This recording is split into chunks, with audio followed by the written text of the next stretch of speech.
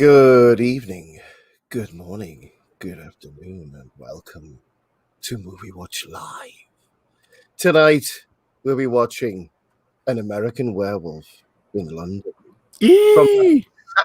from 1981, directed by John Landis. Yee!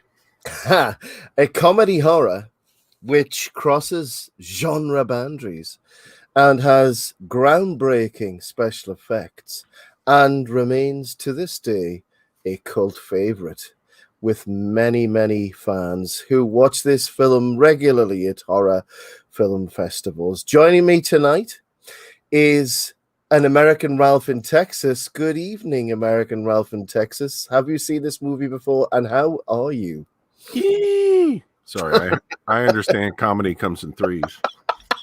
No, I'm doing great, and yes, I have seen this before. It's been a few years, but yeah, it's one of those that if you haven't watched it, people are like, "Really, you haven't seen that one?" So yeah, it's amazing how many people haven't seen this one. And of course, we're celebrating the 40th this very night. It's the 40th anniversary of the premiere, the release of this movie. So Saturday tonight, but 21st of August, 1981. And I was too young to watch the movie when it first came out. yeah, I'll just say that now. Same. But yeah, I mean, it's endured 40 years old tonight, and it's worth a watch because it was groundbreaking in its day. And of course, John Landis, who directed a lot of other famous films, Animal House just in 1978, Blues Brothers a year before this movie, then this movie in 1981. He then did films like Trading Places in 1983. He did the Twilight Zone movie, Spies Like Us in 85, Three Amigos 86, Coming to America 1988, Beverly Hills Cop 3, etc., etc. And just tons of stuff through the 80s. Landis was everywhere, and even I'm not sure how many people remember the accident during the filming of the Twilight Zone. A lot of directors, that would have been the end of their career, but Landis recovered and went on. Yeah, and that would have been the finish for a lot of people because it was a tragedy when they were filming that movie. But but this film, the idea for this film goes all the way back. I think it was 1968 or something when he originally had the idea for the movie. I was going to say, don't tell me that it came as part of a nightmare like it did for the Terminator and James Cameron. No, it was even weirder than that. You'll love this because, well, first of all, he got the idea when he was working as a production assistant on Kelly's Heroes, which we've also done on this channel. Yes. And that's why he actually wanted Donald Sutherland for the lead originally. But I mean, Donald Sutherland would have been far too old by this stage. Yeah, well, not far too old, but like it just wouldn't have worked really.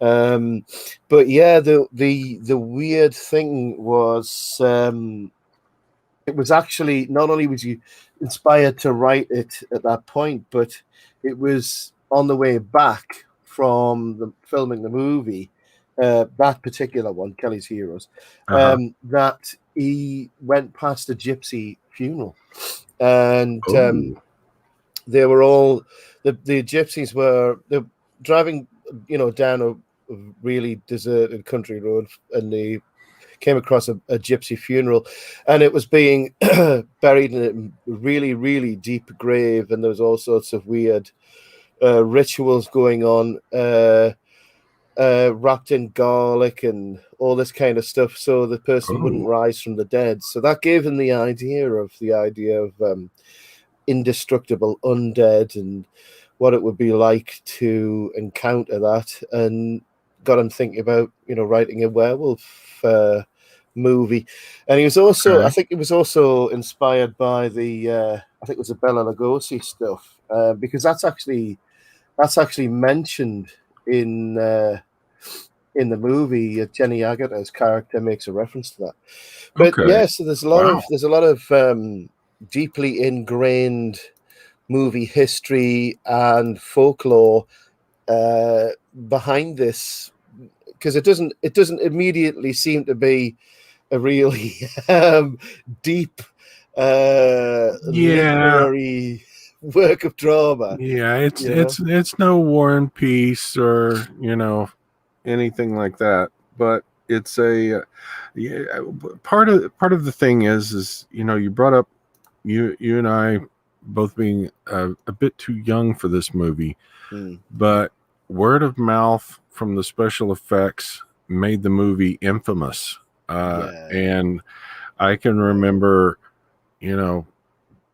kids at school telling me, "Oh yeah, I saw that movie and the werewolf, blah blah blah blah blah," and people bringing in issues of Fangoria magazine, showing the gore and effects. So, there's a reason it's a cult classic. So. Yeah, and I mean, we'll talk about it a little bit later as well, the special effects and the links to other movies of the time, and also the people who worked on this movie who did other things as well. But I mean, that is the big thing with this movie. The special effects are the big draw for this movie. I think. Yeah. A while ago, I think one of the first movies that we ever did it was before you joined the channel, but it was one of the first movies we did was Dragon Slayer. Oh yes, yes. That's another one of those movies which really stood out for the special effects. I mean, they put everything. They've spent all the money on the dragon, which is a good thing, because if you do a movie where a lot of it depends on the special effects and you don't really put the effort in, it's just not going to work. So, well, a prime example is you have The Thing from 1982. And then you have The Thing from, I believe it was 2015. 1982, everybody remembers it. It was all practical special effects. The prequel Thing was all CGI because I have no idea, because they filmed it with practical effects and then replaced everything with CGI. I have no idea why, but everybody hated it. So...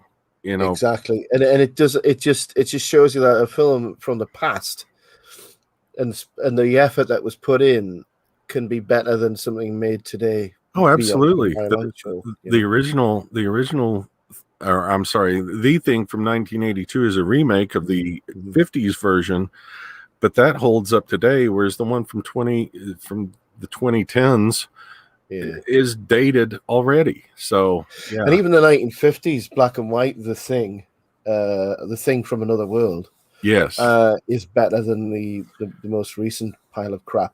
Oh yes, absolutely. Yeah, because of the atmosphere of it. The thing, and that reminds me of like the Quatermass movies, the British cosmic horror movies. We're gonna have to do one of them someday, because very limited special effects. But you talk about The Thing, it was the Quatermass movie experiment, which was the inspiration for the director of The Thing. He saw that movie as a kid, and he was inspired to do The Thing. So we'll have to watch that sometime. I just got that reference for John Landis's inspiration for The Wolfman, 1941, with Lon Chaney Jr. Gotcha. And that was one of the other inspirations he had for doing this movie, and that's what they actually mention. Well, and inspiration, but the big thing that you hit on there, it was the atmosphere. When you set the mood right, then you're 5 steps ahead in your movie already. So yeah. I mean, I think I've got a GIF of the transformation from man to wolf through a dissolve. I've got plenty of gifts, I'm going to be sure, but I think John Landis wanted to get the whole process of how it would actually, and you're going to talk about that later, how it actually makes sense the way they did it, how it would work if it actually happened, Oh, right. Yeah. Transformation would take place. But But I just want to. I'm going to say this later on, but every time I hear the word werewolf, I think of Young Frankenstein, which we did on your channel.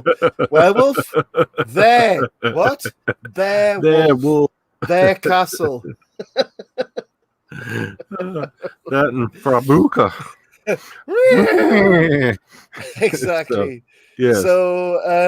So without further ado, we'll get the ball rolling, and so just to quickly explain to everybody who comes in to watch this live or watch recorded, this is a commentary show, so you'll have to have your own copy of the movie to watch along with our commentary, and we'll give you a countdown. We normally say 3, 2, 1, go, and you would start the movie simultaneously with us. We'll give you timestamps throughout, and as well as the timestamps, we'll obviously be talking about the movie and what's going on in the movie, and if you want to stay and enjoy that, that's what we're here for. So without further ado, I've got my copy ready. Yep, Ralph, have you got your copy ready? That's cool. It is. And for anybody listening, please forgive me for my voice, which is a little bit hoarse or wolfy tonight, because I think I'm just fighting off a collection of different pathogens, I think, at the moment. It was probably something you ate. It will be something I ate. I think I had too much venison last night in the middle of the woods. You know what? Wake up in the London Zoo. You'll feel better. Yeah, I'll just say that, you know, half of venison leg in my teeth when I woke up, so I don't know what happened. But we've all been there after a heavy night on the juice. But anyway, so the secret to that is never stop being on the juice. Therefore, yeah, you never get off the bandwagon, and it's not a problem. Right. I'm going to try something new tonight. Instead of going 3, 2, 1, go, I've got this little intro I've done.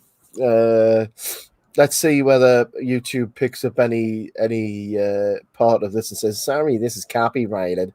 Let's give it a go. So, right. Ralph, this video intro will it's an animation, 3, 2, 1 animation, then there's little arrows going everywhere. So when you see the arrows, press play on your copy of the movie. Okay, so that's an instruction for everybody else. So watch the screen, everybody. And when you see 3, 2, 1 and then the arrows going everywhere, press play on your copy. Here we go. 3, 2, 1.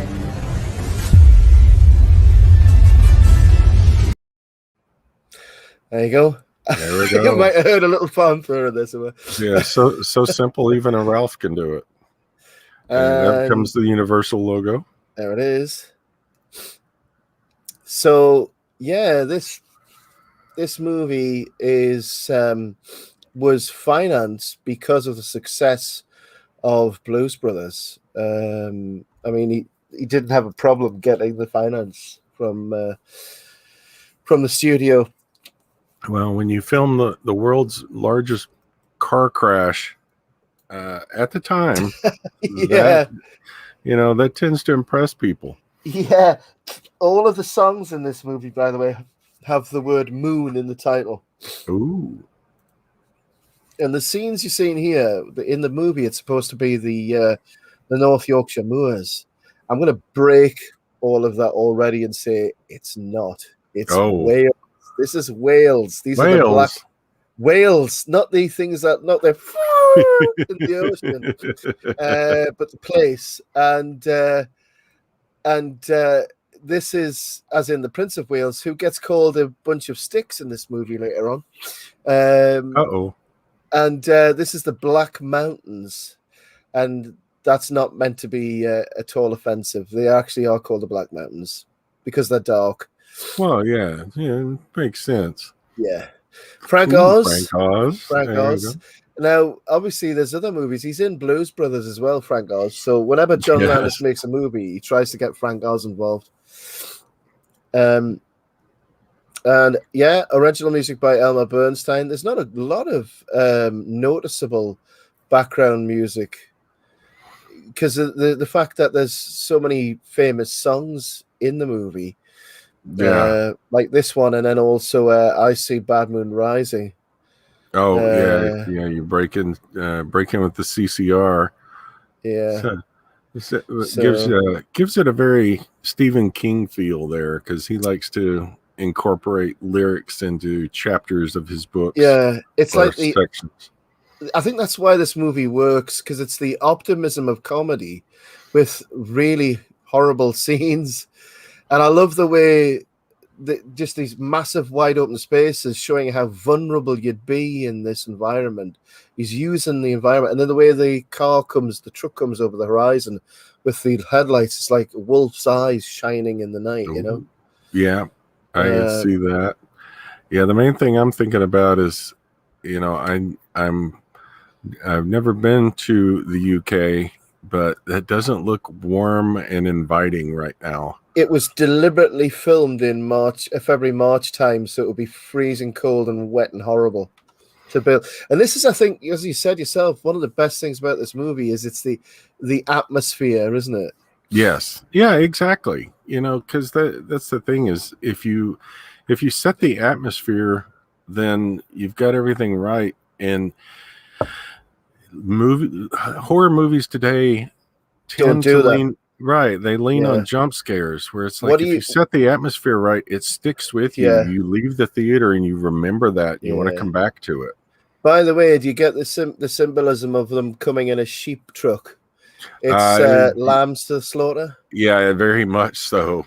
See, it's the symbols going on all the time. That sign was put there. It doesn't exist with all of the fake Yorkshire names, because obviously this is Wales. Oh yes, exactly. Hopefully this isn't anywhere near Cardiff. I was going to say that. So this is the Black Mountains, South Wales. This is the road from Capel y Ffin to Hay-on-Wye, west of the English border. The East Proctor sign that you've just seen was put there. And there's actually a car park nearby where they are. You just can't see it. Oh, you have to love the creative framing of shots to avoid things like that. I'm going to start with my gifts here. I'm going to see whether this works. Let's have a look here. Let's have a look. You're I'm trying backpacking through the moors. There we go. Where is my? This is where everything goes horribly wrong. Oh no, not because technical problems are reserved for my channel. Oh, there we go. Right, so. Oh, hang on. There we go. Share that. Can you see that? Yes, Werewolf of London. So that's a reference to that's the. Oh, nice. But that's the wrong movie. Sorry. Oh, well, still that's Wolverines. That's the wrong a completely well. different critter. Yeah. There we go. Werewolf. Werewolf. Their castle. Oh dear. So it has the same sort of build up. They get dropped off in the middle of nowhere. So there they are now. Exactly. Walking along. So now we're just coming up to a village. There we go. So yeah, I mean, the slaughtered lamb. I'll leave that there for now. Oh, hang on. There we go. Yeah, they're just about to get to the slaughtered lamb. Yeah. So the slaughtered lamb. I love the sort of Hulk music there. Yeah, exactly. It's the walking down the road with the backpack. Yeah, almost the lonely man going. The lonely man. You wouldn't like me when I'm angry, Mr. McGee.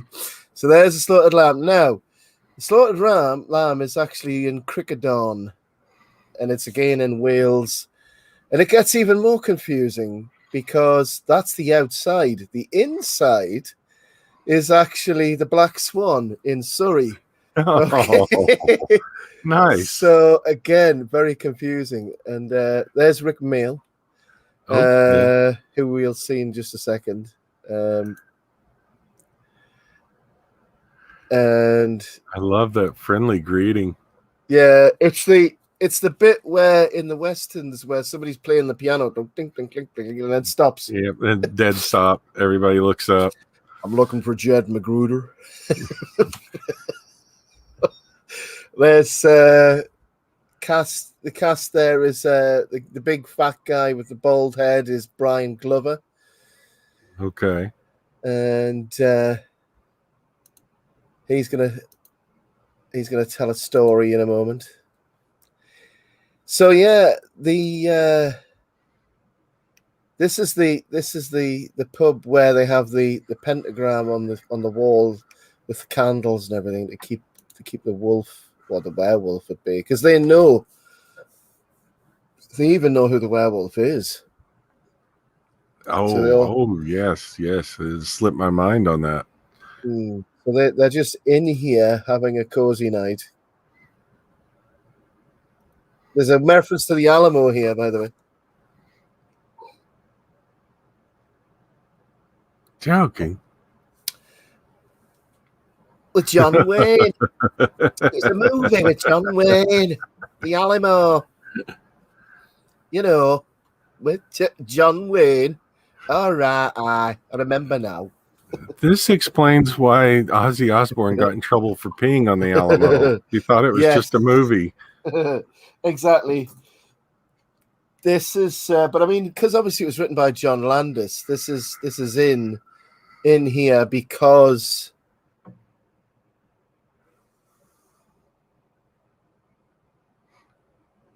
Oh no!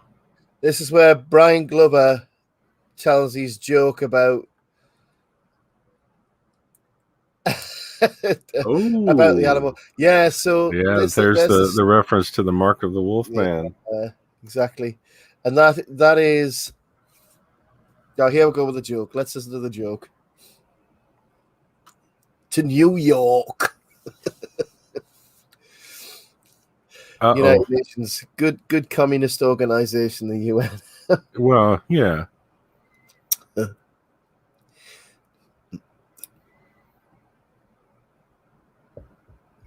This joke is a lot of exposition for no reward. I'll tell you now. Oh yeah, but it reminds me very much of jokes we used to tell as we were kids. Yeah. And he leaps out. So the Yank from Texas, remember the Alamo, and jumps out the Mexican. He chucks a Mexican out of the plane. Okay. Jokes like that were all the rage in the 80s. Yes. There you go. That, I mean, if you can, that's John Landis putting that joke in. You know, a Yorkshireman wouldn't even think about it. Oh yeah, and I love. You know, he just completely kills the mood. Hey, what's that star on the wall for? Yeah. And she says, "Oh, it was here when we got here. We were going to paint over it, but it's tradition." I've never missed that ball before. Yeah, so it's a very fast-paced movie, 90 minutes, an hour and a half, and we're already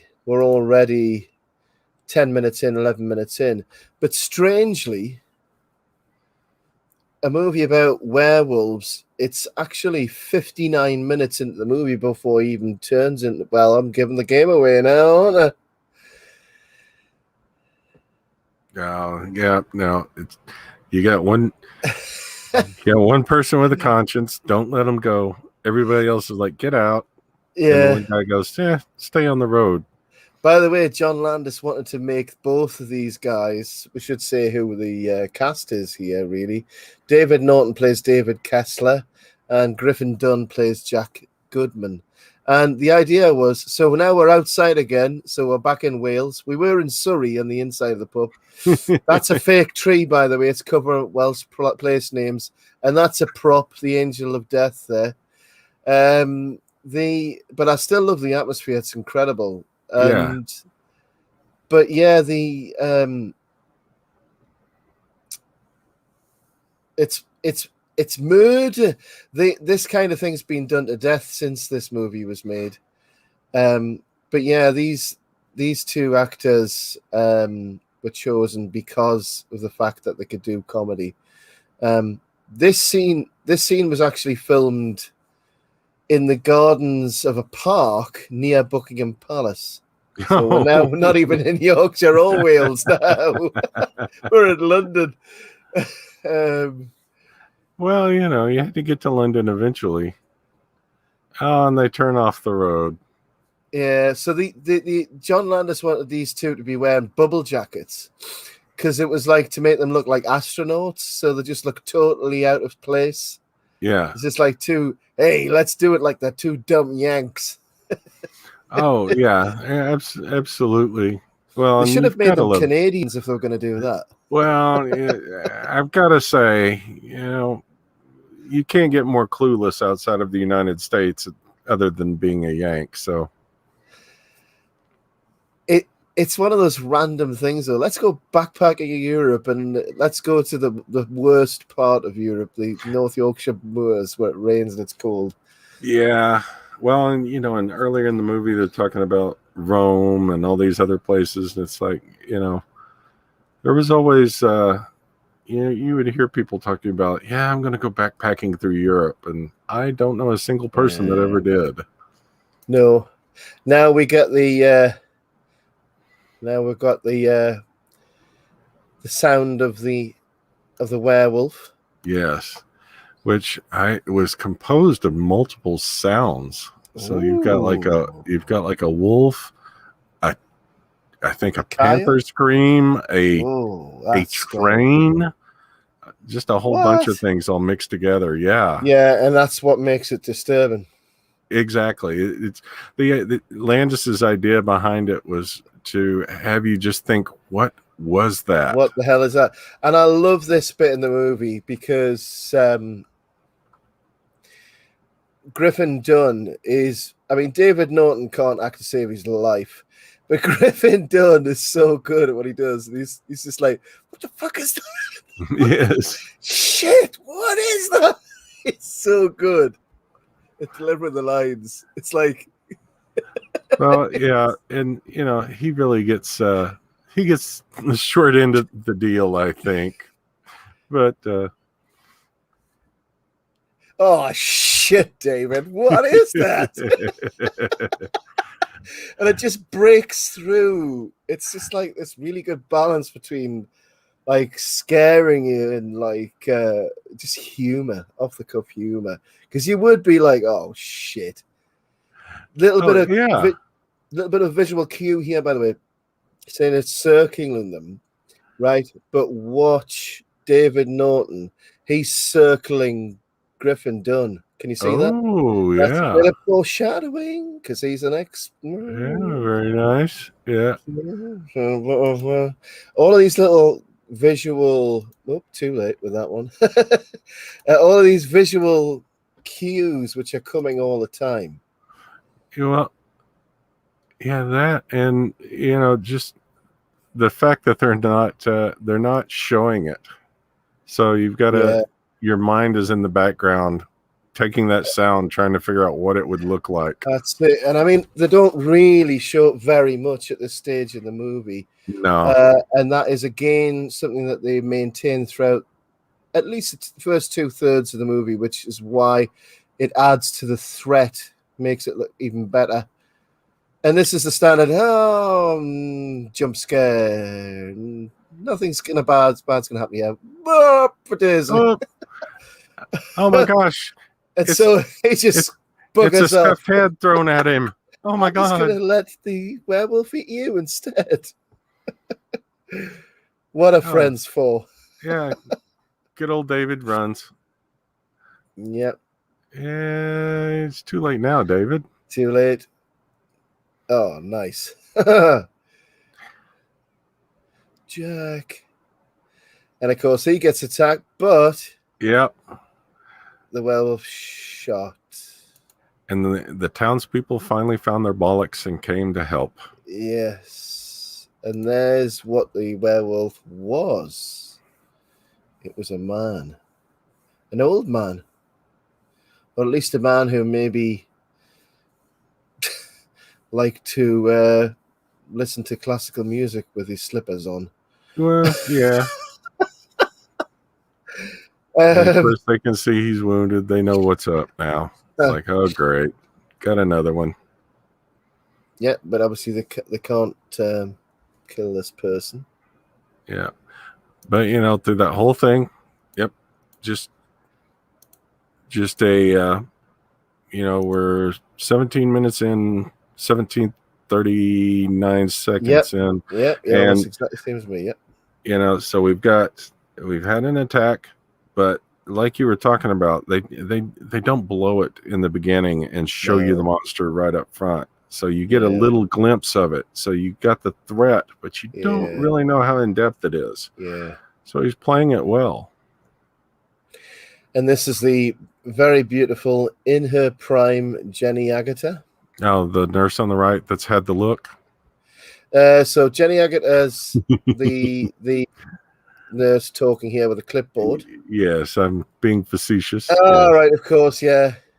You've got the redhead, clueless nurse walking out of the door there. This is John Woodvine, the actor who plays Dr. J.S. Hirsch. And he was a last-minute choice because they just couldn't cast the right person for the role. But all of these British actors were actually in a production of Nicholas Nickleby at the exact same time. So all John Landis did was he just went and said, "Hey, guess what? Doing a movie. Do you want to come and do this movie?"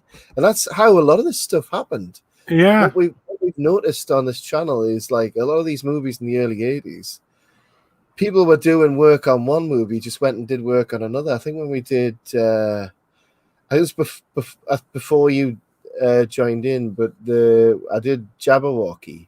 And the whole cast of Jabberwocky, this like the crew, were also working on Star Wars, and they came over and worked on Jabberwocky at the same time. Yeah, and that's the thing. It's it very much was you just happen to know somebody who knows somebody else, and they're like, "Oh, this guy would be great." Who's this? Oh, Frank Oz.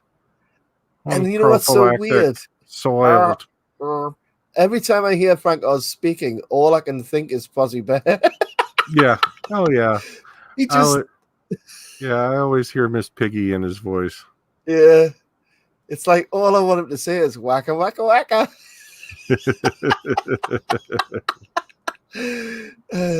Dear me. And then he runs out in a minute and says, these crazy kids don't appreciate anything. I'm Mr. Collins of the American Embassy. Hi. I'm Mr. Collins. Mr. Collins, am I?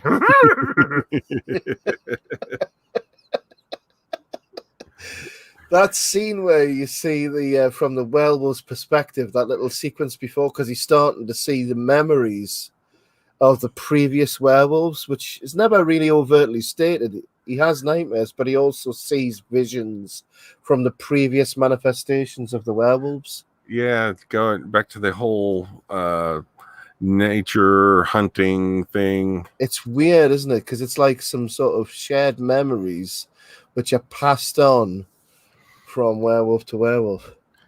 Yeah, and I kind of take it as just being symbolic of his transformation, showing how his whole thought process was changing. Yeah. So it's very effective by doing that. And they don't explain it, but you subconsciously realize, okay, yeah, something's going on with the kid. Yeah, definitely. So, did we mention the development of the movie, that it was based upon when he was working on Kelly's Heroes? He went past on a location and came across a group of gypsies, and they're performing rituals to stop a man rising from the grave. Yeah. Got that. And then now I do have one thing, since it's an American Werewolf in London, he had to fight in order to get in order to get the two Americans Yes. as the stars, because the British wanted to have Brits in the yeah. roles. And he's like, well, it's American Werewolf in London. They're Americans. So he almost did it in Paris instead, but they finally managed to work it out in the end. Well, think about how confused I was. I was expecting to see Gene Kelly, but then I realized, no, that's an American in Paris. Oh, yes, exactly. But interestingly, the sequel to this movie was American Werewolf in Paris. Yes. So they did eventually clear a sequel for this. They did, and it's just didn't hit the same notes. No. So this is the detective who we see later on at the end of the movie with his bumbling sergeant. They're like the comedic version of Morse, Inspector Morse, which is interesting because that pub we saw earlier was used in Morse as well. I don't know whether you're familiar with Inspector Morse over Oh, there. No, I'm not. If you like murder mystery, it's a really good series. Okay. It's quite old. It's about 20 years old now, but it went on for about 7 or 8 years. Ooh, various bedpans. Got some kidney dishes there getting rearranged. So there's a bit of slapstick comedy there that you would normally see in things like Three Amigos or, Blues Brothers. Well, and I think we're doing good with the horror comedy mix. He's not gone over the top yet. Yeah. I like, to be honest, I think the thing that really carries the comedy side of it is, how Griffin Dunn's character Jack keeps coming back all the time. Yes. Yeah. Right now it's mostly dry, with some subtle things, but yeah, once Jack starts coming back, it's like, okay, that's the bit with the Mickey Mouse doll and that. Yeah. Yeah, I'm so distracted by his tie right now. It's like, just straighten it up, please. Yeah. Oh, I saw a glimpse of Jack there. Glimpse of Jack.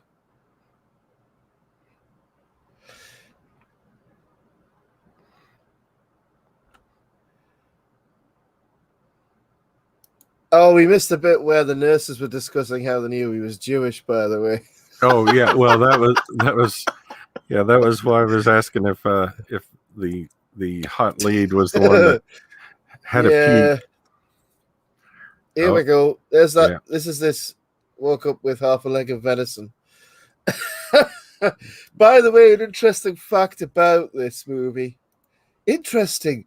Did you know that David Norton spends 50% of this movie naked? I did not.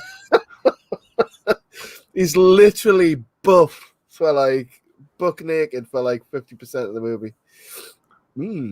Fresh venison. Yeah, there you go. And Jenny Agutter in her prime. And it's weird to think about, I was probably the same age as these kids when this movie came out. Maybe a little bit older. I'm giving my age away now. And it was probably close. This is Benjamin. He grew up to be the Chancellor of the Exchequer. Okay. He's now. That is probably Rishi Sunak. Yeah. Lovely. I had the dandy and Beano when I was a kid, by the way. Oh, kid nicks a dandy and slaps somebody else. Smacks her on the bum. There you go. Yeah, about the same time I was reading the Dandy, the Beano. That was my first comics. Well, you got the good old Laurel and Hardy in there too that he closed out the scene with. Yeah. So this movie stands out for 3 reasons. I think there's 3 things that are really prominent. It's the fact that it crosses genres, it crosses horror and comedy, and blends the two together really well. It also stands out for the special effects. We'll talk about that in a minute.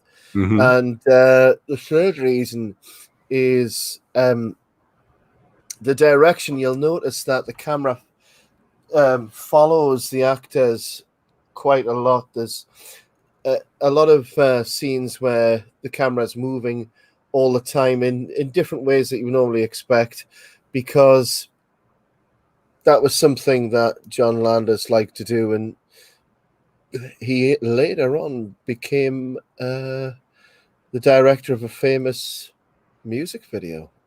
Oh, yes. Yes. Which, we'll talk about later but it'll make more sense after we've seen a particular scene. This is a kind of nursing in the old days, which this is good old-fashioned nursing. Yeah, and nowadays it's like, whatever. You either eat or you don't eat. I don't care. I get paid the same. Everything was better about nurses in those days. The uniforms, absolutely, the badges, even this fantastic little hat she's wearing and everything.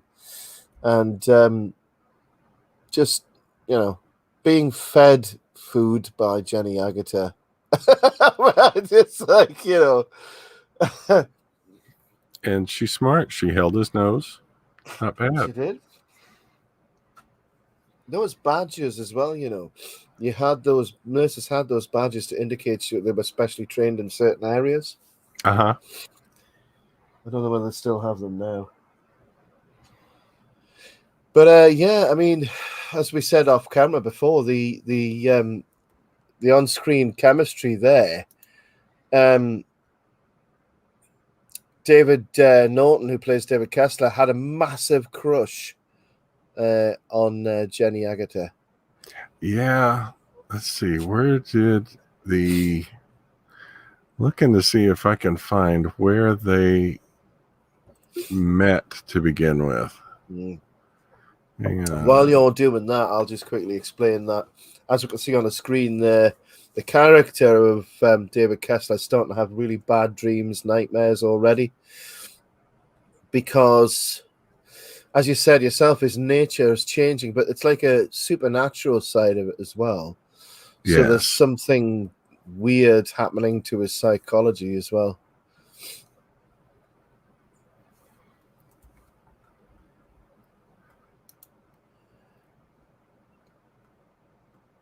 Let's see if I've got any more gifts here, actually. Oh. The slaughtered lamb. The slaughtered lamb.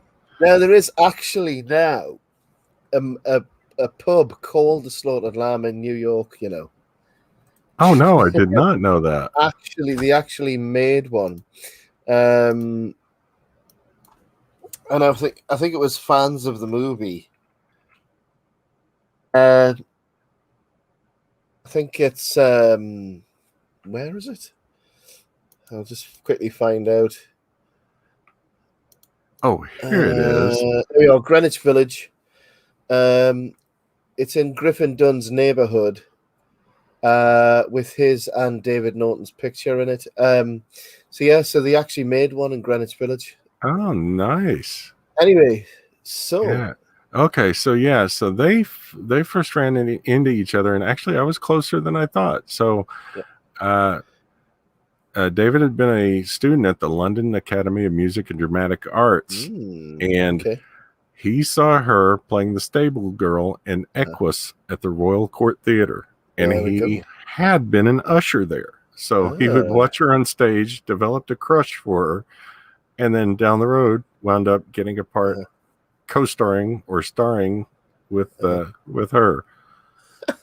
So it kind of explains the chemistry. So this hospital is actually Putney General Hospital, which was closed during the filming, because I always wondered, when they do these things, do they just tell people, bugger off, sick people, we're doing a movie here? Yeah, we're busy. So this is Putney General Hospital, which was closed briefly in the 80s and is now demolished. This is the episode people think is a fake episode of The Muppet Show. We're seeing a dream sequence here of we're in David's home. Right. But this is actually an episode of The Muppets that never aired in America. It aired in Mexico or something. So Oh. it's an urban myth that this is made particularly for the film, and it's not. And interestingly, Miss Piggy. So Frank Oz appears twice. Oh, yeah, he's all over And the place. what the hell are these things? These are like, what are they? Well, I can tell you that one of them is Rick Baker himself, the guy that did the special effects. This is where he worked in a cameo. Yeah, is he the wolf with the gun or something? Let's see. He is the werewolf that cuts David's throat. Right. And then this is the freaky. So that's the freaky nightmare. Everything's all right now, dear. This is the kind of thing they would do on the Twilight Zone, isn't it? Yeah, exactly. I'm just thinking, what about all of the other patients she's supposed to be taking care of? There we go. There's another one. Dream within a dream within a dream within a dream. He just goes, shit. It's like, shit, man. A little easy on the. Oh man, there's some hospitality. Slam that tray down. Yeah, only the best English NHS food, which is probably the worst thing you'll ever eat in your life. Yeah. The National Health Service feeding you crap since 1947. Well, they want to make sure that you leave, otherwise you'd be hanging out with the nurses all the time. Eat it; it's free. Well, it's not. There you go. But yeah, it's hello. Oh, hi, Jack. It's the way he says, "Can I have a piece of toast? Can I have a piece of toast?" There you go. There you go. Toast. And the best Jack. thing of this is the flappy bit of skin. Oh man. They kept the flappy bit of skin in because it makes it look really convincing. It makes it. Oh yeah. Now there was more of a to get the correct rating because the R rating system over there, and they just wanted to avoid it being like censored. So there's a bit where the toast actually falls through his shredded neck, and they had to cut that. Had to cut that out. I mean, even now that special effect's pretty good. Oh yeah, it's pretty horrifying. Oh, now of course through this movie, what you see is he's the best character this whole movie. Griffin absolutely, yeah. He's so good. He's so good. And his the fact that he provides the comedy throughout the entire thing is brilliant. And I think we see him about 3 or 4 times, but each time we see him, he's more decomposed than the last. Yes, worse and worse and worse. This one is impressive, though. It's brilliant, isn't it? Yes. Now, this is where he tells him, doesn't he? He has to die because the curse of the werewolf. Whenever he kills a victim, those victims can't die; they become the undead.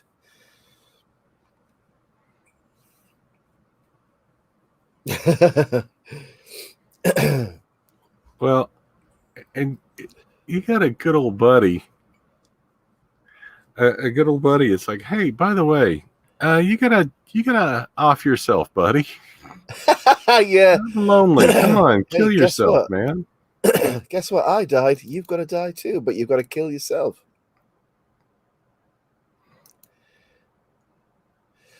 Please don't. Please don't cry. There you go, man. That's terrible. Absolutely terrible. Beware the moon. Beware the moon. Yes, beware the moon. I think it's time to give this a try. Yeah, I was going to say I've got a couple of beers, but weirdly, a bit of a weird combination. I've got some port on standby as well. Well, I don't think you drink port wine in America, do you? It's one of those pompous English drinks that nobody else drinks. Well, I'm sure that there are some people around here that do, but I have a new bottle of scotch that Mrs. Ralph bought Very me. nice. Oh, very nice. So I'm going to give it a little shot here. Is it single malt? Yes, it is a single malt. Very nice. We better say hello to Tony, by the way. Tony's back. Hey, buddy. Good evening, or should I say good morning, Tony? Yeah, morning, Tony. We're at 37 minutes and 15 seconds. Yes. You'd like to sync up with us? Tony joins us from the Soviet Republic of Australia. And I say that as a Brit, so it must be bad over there because it's pretty bad here. Oh man, yeah. We think our school board meetings are bad in the U.S. So yeah.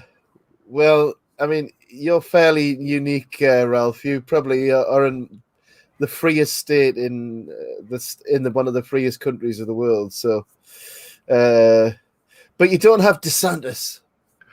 Yeah, that's true. That's true. I don't. I have Abbott, who is currently convalescing. Yeah, this is 1981 London. Yeah, and this is an Asian supermarket. Yeah, and I'm sorry. I have to just state I have never gone in the hospital and had a nurse take me home. Yeah. Once I got out, that never happened. And 81 on the train with all the punks. And I mean, it's interesting because you would think it was current day, wouldn't you? Because nothing's really changed. People want to be punks now, just like then. Ooh. Oh, hold on a minute. I'm sorry. I recognize what is that church? Because I recognize that from Doctor Who series Who series 1. Yeah, I've got the locations here. The flat where Jenny Agutter, nurse, her character, I should say. Where is it? Nurse Alex Price, where she lives, is where we know. It's 64 Colhern Road, Earl's Court, opposite St. Luke's Church. So the church is St. Luke's Church. Okay. So that's the church you're talking about, St. Luke's Church. Yeah, and so sorry, go ahead. Sorry. Oh, I'm sorry. Yeah, I was throwing in a random Doctor Who reference because I was like, oh, I remember that. That's the one where Rose and her Father's Day was the name of the episode. Yep. Okay. There you go. So it's these locations sort of tend to attract stuff throughout the years because they're good locations. Oh, absolutely. And also the BBC's absolutely lazy. Yes, without a doubt. And so this is why this movie comes across like, it comes across like it comes across as a young boys magazine type of story, because how many times does this actually happen? And never. You bump into a nurse, she looks after you, and then she invites you back to her flat where she basically just says, look, I'm going to take a shower and we're just going to have sex after that, or preferably in the shower. Yeah, so, it usually started off with, Dear Penthouse Forum, I never thought this would happen to me. And everyone goes, it didn't happen to you, but we appreciate the fiction. And this elongated, actually, this was another thing they cut out, Jenny Agutter. That's actually, remember the old comedy routine where you, what was it? If you reach your hands round enough, you can make it look like somebody's like, doing that at school and everything. It's like, like that, Anyway, exactly. But this is this sex scene, which is, all I'm going to say is, they're really nice pillowcases. I like the pattern on the pillowcases there. Very nice pattern. Absolutely, yes. So this is cut right down this scene. because it was going to be properly steamy. I mean, it's a bit already, but it. Well, I don't know. For the typical 80s horror movie, yeah, this is what we would call tastefully done. Yeah, because I've noticed something. I noticed something about the horror genre. It does have a lot of more, not necessarily porn, but a lot more sort of erotic scenes. Boobs. Yes, boobs and sex scenes. Yes. Tony says, I think this is in reference to what you said just a moment ago. You haven't, Ralph. You are letting the finest things in life pass you by. To which you said, not at all. Good to see you, brother. And then he said, I had a thing for Jenny Agutter thanks to this and Logan's Run. She's still. Tony, I'm glad you brought that up. I just got a tingle down my spine when you said Logan's Run. I've got to say, I said Jenny Agutter in a prime. Jenny Agutter, Logan's Run, Jenny Agutter, even trumps this. Logan's Run, Jenny Agutter is like ultimate Jenny Agutter. And we won't talk about the Railway Children, Tony. Because that's too far. But yeah, this is probably the early 80s is the best time for Jenny. Oh God, Jack's walkabout. Yeah, this is the brilliance where it's like, ah! And the scene coming up with Mickey Mouse. That was ad-lib, by the way. Oh, you know really? That? It was ad-libbed. Yeah. They didn't. It wasn't scripted. So what's happening? What are we now? We're at just coming up on 44 minutes in 5 seconds, and we've got Jack Goodman, the character of Jack Goodman, played by Griffin Dunn, gone to visit David again. And there's a Mickey Mouse. Hi, David. That was not scripted, you know. That was just something he did. Off the cuff. I just left it in. I'm sorry I'm upsetting you, David. I'm just a undead thing hanging out with you. It's just so weird because in the end of the movie, there's just nothing left of him. He's rotting away. There's barely any flesh on his bones. Yes. And there you go. Come on, David. Kill yourself, buddy. Yeah. Oh, such a good scene. Are you really dead, Jack? Yes.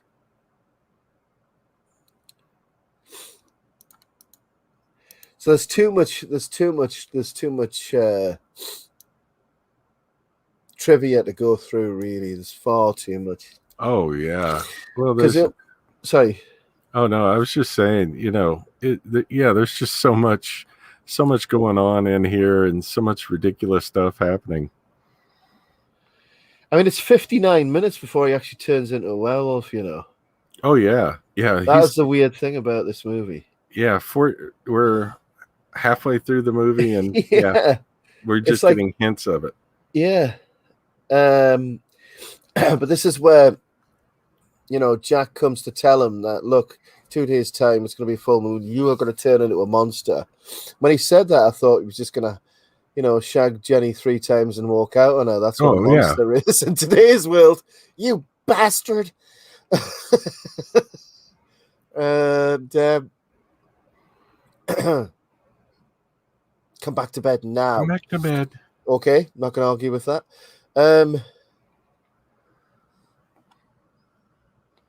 But yeah, the Griffin Dunn, who plays Jack, actually said a few years back that his biggest fear when he'd done the movie was that his mother, who was ill at the time, wouldn't be able to handle seeing a movie where her son appeared as a mutilated corpse. I can understand that. When she did see it, she was really disturbed. And on that note, the audience were sold on the fact that this is from a director who just done Animal House. Right, So yeah.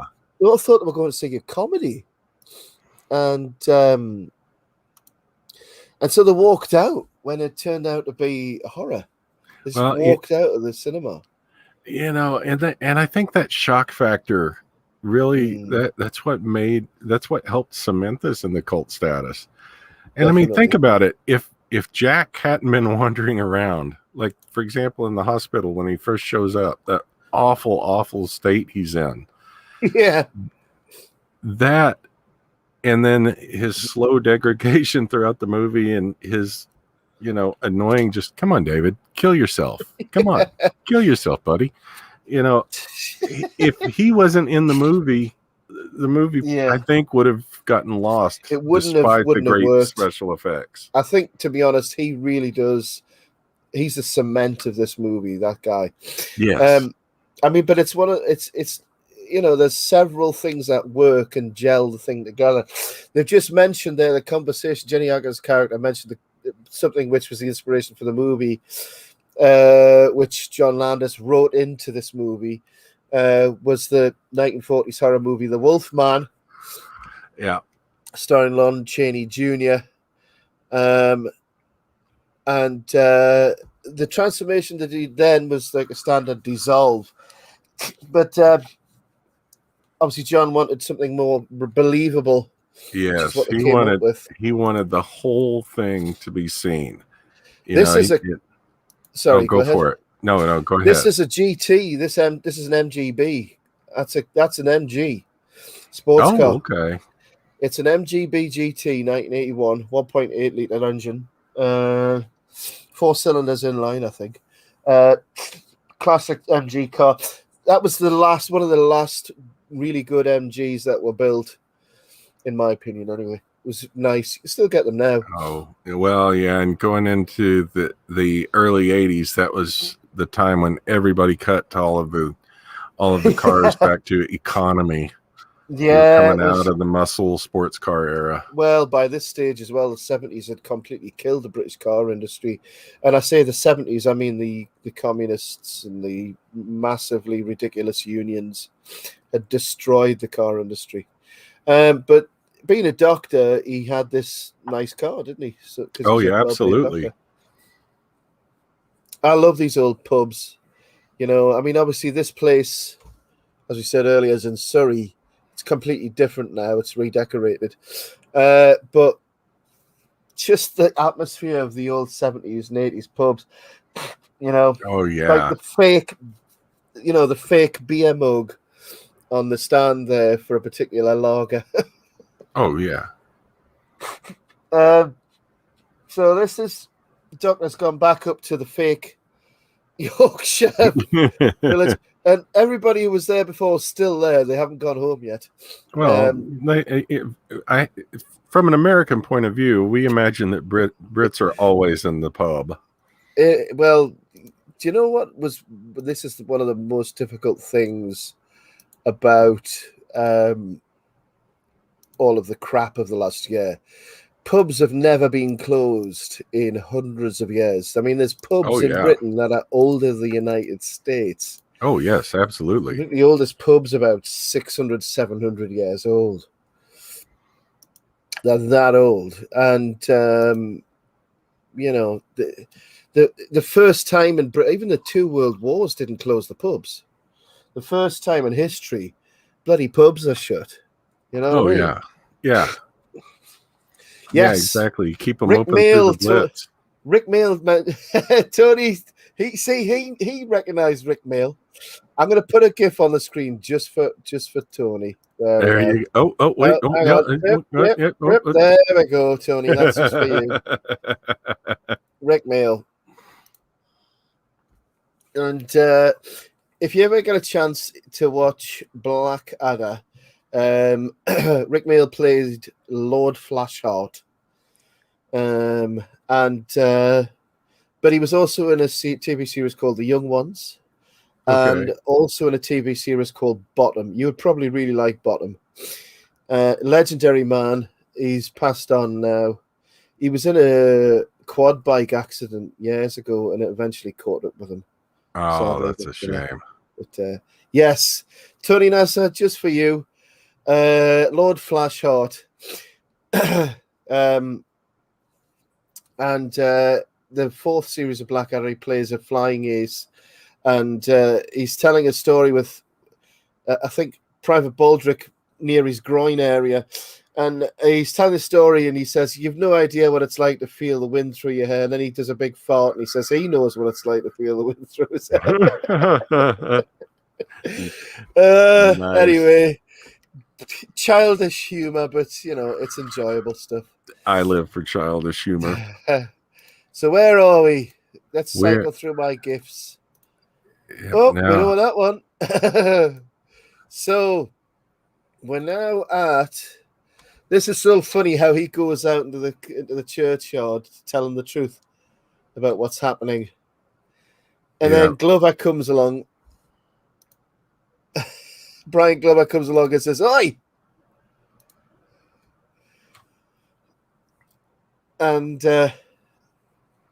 he's trying to tell him that, David Kessler is now in danger.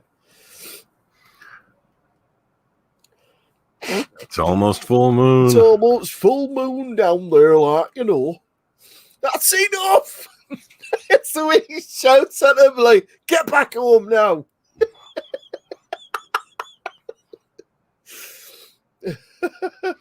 Oh, so good. We don't like strangers round here. We don't want to tell you about the mortal danger you're in. By the way, Jenny Agata's hair, even the hair. Yes. Just everything was just somehow more glamorous in the 80s. I don't know why. Oh, absolutely. Did you see the Citroen 2CV there on the side? Oh, there's a Jack Russell. Do you have Jack Russells in America? Yes, we do. Anyway, so there's two little girls, a Jack Russell, and the dog's barking at him because they know. Oh, yeah. The dog knows. And the cat has a go at him as well. Oh, and he's locked out. He's locked out. Oh, no. So he's going to have to sneak through the window.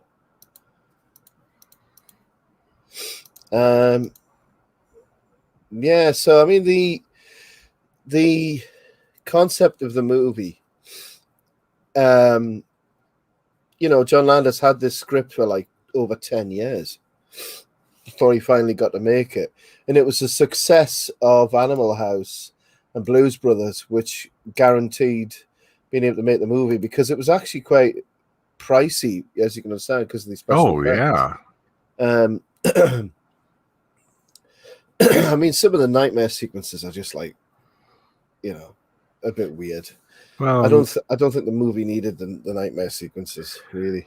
No, I think it could have gone without it, but like I said, it kind of feeds into that something's coming, the animalistic instinct thing. But people don't realize.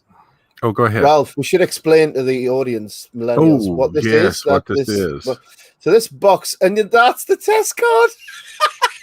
You wouldn't know this in America, but that test card of the little girl with the chalkboard, right, doing noughts and crosses, that was used for like 30 years. Oh my goodness! Yeah, and darts, the sport of champions, and News of the World, which doesn't exist anymore because it was sued into oblivion. News of the World was the newspaper that claimed that there was a World War II bomber on the moon. Okay. But this box is a television set. Yes. And you had to press the buttons on the side. And if you pressed the thing out, it would come out, and you could tune in the channels. Yes, and when you powered it on, it took a few seconds to come up online because it was powered by tubes. Yes, a cathode ray tube. This is Bad Moon Rising. Yes, Creedence Clearwater Revival, the incredible John Fogerty. Yes. Absolutely great Great song. band as well. Oh, absolutely Not great just band. a one-hit wonder. They did a load of good songs. Television set, high tech. Absolutely, Tony. Says Tony. Absolutely. You're also going to see a dial tone rotary dial telephone. Actual rotary dial, not push button, the original rotary dial. And even something called a telephone booth or a telephone box. Oh goodness, that's just It's craziness. just crazy stuff here. Yeah, back in the old days, kids, you used to have to use different world. Yes, you used to have to use a phone with a no connected internet. with a cord. There's no internet. There was this thing called the encyclopedia. There was the thing called the library, and you went to the library to look at the books. The books had stuff in them called words. And the words told you things. Yeah, Tony, by wireless, do you mean like telegraph? I think they had them by then. Yeah. Do they have the wireless? Well, I'll tell you what, you're gonna. Yeah, this is, by the way, pacing the floor here because he knows something's gonna happen, but he's just so stubborn.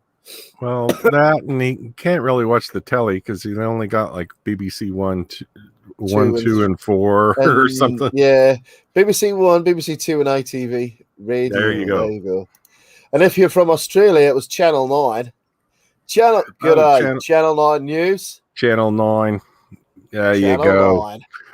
And the United States, we had typically 3 channels. We had ABC, NBC, and CBS. Yeah. And there was PBS, which is public broadcasting, which is basically like BBC for America. Yep.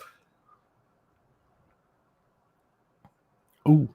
Sing alone. And this is so badly acted when he does this. It's like, I'm just sitting here and all of a sudden, and now, of course, it's what you were saying. I want to feel the pain. I want to feel the pain. John's shouting at him. So here he goes, stripping off again. Yeah. Yeah, I'm thinking it was just out of sheer boredom. I just think David Norton just can't keep his clothes on in this movie. Yeah, that could be. He's just like, God damn it, I've gone 5 minutes with my clothes on. Here we go. So tell me about this transformation scene. All right. Go for it, Ralph. The whole thing, first off, they've got some. That's gonna hurt. Great. Yes, that's what happens when you scratch your balls too much. Oh yes, kids. This is why you should always use an internet filter. So you notice that as things move, they're coming into the frame. So you've got like all of the stuff just out of shot. Yeah, and so they've creatively blocked stuff off with furniture. Yeah, and then time lapse. To do certain things. They had something on his back, didn't they? Yeah, they had air bladders underneath the back to remove the latex. Just bunches of really, really, and all of this stuff was done, shot, then reset, put on a new prosthetic shot. This scene you can see he's under the carpet. Yeah, his lower half actually goes under the floor, so his legs why he's so pissed, don't you? Because as he's transformed, he's lost his meat and 2 veg. Well, that's why he has to go out and kill people, because he's basically lost his Willy Wonka, basically. Yeah, they took him in and get the snip clip. Oh, it's just like a cartoon character. Oh, there we go. This is the bit. Eyes, ears, and then the face is so freaky. Those eyes look kind of familiar. Have we seen those before or later on? All of these effects, Ralph. What else happened later on? Who saw this movie and said, I want to do that? I think it was a guy named Michael Jackson. It's funny how Mickey Mouse on there as well. So I'm not like other guys. So what happened there then with the? So they went and did the Thriller video, did they? Yes. So Michael Jackson was so impressed, he got Rick Baker to come in and do the special effects for the Thriller video, and John Landis directed the Thriller video. That was his first music video he had ever directed. Incredible. And so, yeah, it was like and the thing that floored us, this was groundbreaking in the 80s, because normally music videos were 2-3 minutes long. This was a 15-minute mini movie. So, it had great effects in it. But all of that was done because of this movie. And sorry, go ahead. I was going to say very quickly, there's a behind the scenes of the making of Thriller that you need to see, just so that you can see, because they're trying to get Michael to scream like David does during the transformation scene. And Michael Jackson screams of, ah! While John Landis is going, that's great. Yeah, you're really hurting. Ah! By the way, that alone is worth it. I should mention as well that the werewolf's principal target is stupid middle class English people. Oh, let's sneak round the park. Oh, yes. Oh, it'll be much fun. Oh, look, I've been killed by a werewolf. Oh, that's jolly interesting. Oh, so sorry, Mr. Werewolf. I hope that I don't get caught in your throat. Yes, I'm sorry. I hope my teeth don't get stuck there. And there's another bloke. Hello there. I'm just going to walk out with my glass of cognac. I'm just going to go out into the darkness here, darling, with my glass of cognac. nagging wife has sent me out into the yard to find out who's being brutally murdered. Yes, I think it's a werewolf with a chip on his shoulder about class inequality. You sound just like Stewie, man. You got him down. Oh, your number. And this is the sorry, I went German there. Well, I'm just going to walk around here. Yes, I don't see any blood and gore Hello? in my backyard. Anybody here? Hello? We've got the. Is that you, Harry? Jolly good show, eh? And Squelch. Oh, that's handful. I seem to have stepped in your chopped off hand. I believe I've made a chipotle in my shorts. And there is the telephone ringing. Okay, now back in the old days, you used to have to pick that up. You would hear a thing called dial tone, and then you would spin the little dial for each number, and it would go. Yes, and somebody really cleverly worked out that emergency services, like the police and the fire brigade, for instance, when your house is burning down, let's make that the 9 on the dial. Yes, so in England it's 999, in America 911.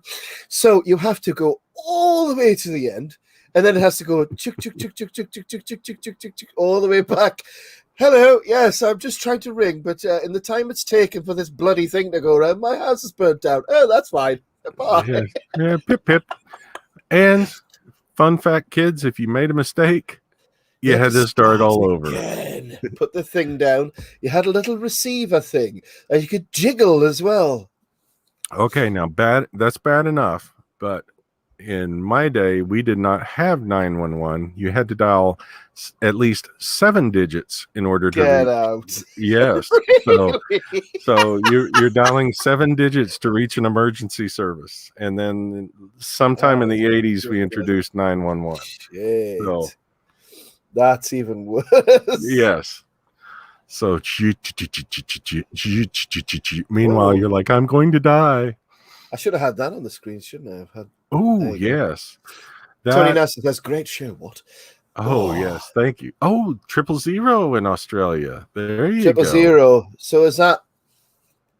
There is a reason they chose 000. Yes. Well, at least somebody had some good sense there, Tony. Yeah, but I'm trying to think. In the U.S., 0 was all the way at the end. We started by the way, with 1. These are the 3 tramps. This scene was cut out as well because you see more. You see more happening. This old guy in the seat. I know I've seen him somewhere before. The old guy in the seat. He was in something else.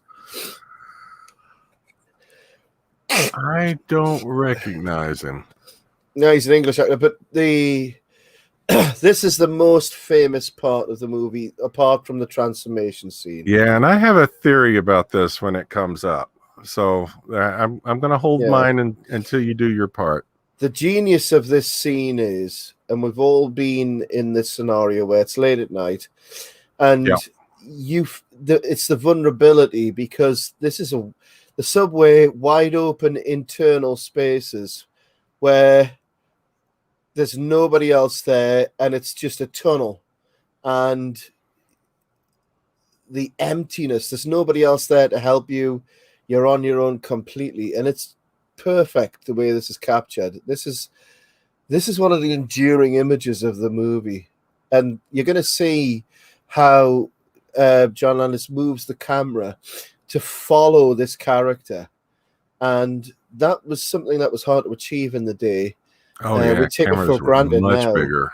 Yeah, you didn't have mobile cameras with stuff like you have now, and the way and the awkward angles that are used as well, it's incredible. Of course, this is yet another effete, opinionated middle-class gentleman, but look at the angle there.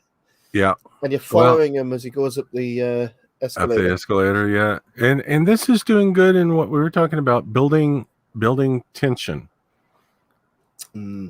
Oh, Tony brings up zeros at the end, but the stopping bar is next to zero, so you can find it in the dark. That's fair enough. You guys are smart. That's a good strategy. So yeah, this is the scene. Yes. This is so scary. Yeah.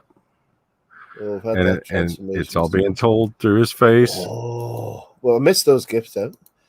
Uh-oh, this is the one I'm going for. Yes, that's a great one right there. And look at the angle. I mean, it's Hitchcockian, you could say. Exactly. But you're seeing it from the werewolves. I mean, the Alien movies, especially Alien 2, copied the shit out of that. Oh, yes, absolutely. Yeah, well, Sorry, not Alien 2, Alien 3, I meant to say. Oh, okay. Alien 3 copied that, which is interesting because Brian was in that as well. Not Brian Glover. Brian Glover was in that as well. And this is the other scene where you finally get a glimpse, Ralph. Oh yeah, you get your first look at the werewolf from a distance. Yeah, but they were smart enough to do it in a way that you couldn't see all the flaws. And awkward. So yeah, that was probably one of the scariest scenes, and it's more scary because you're not seeing the monster. Yes, exactly. Now, I wanted to bring up, you were bringing up the way the camera was following him. I think exactly. I don't know.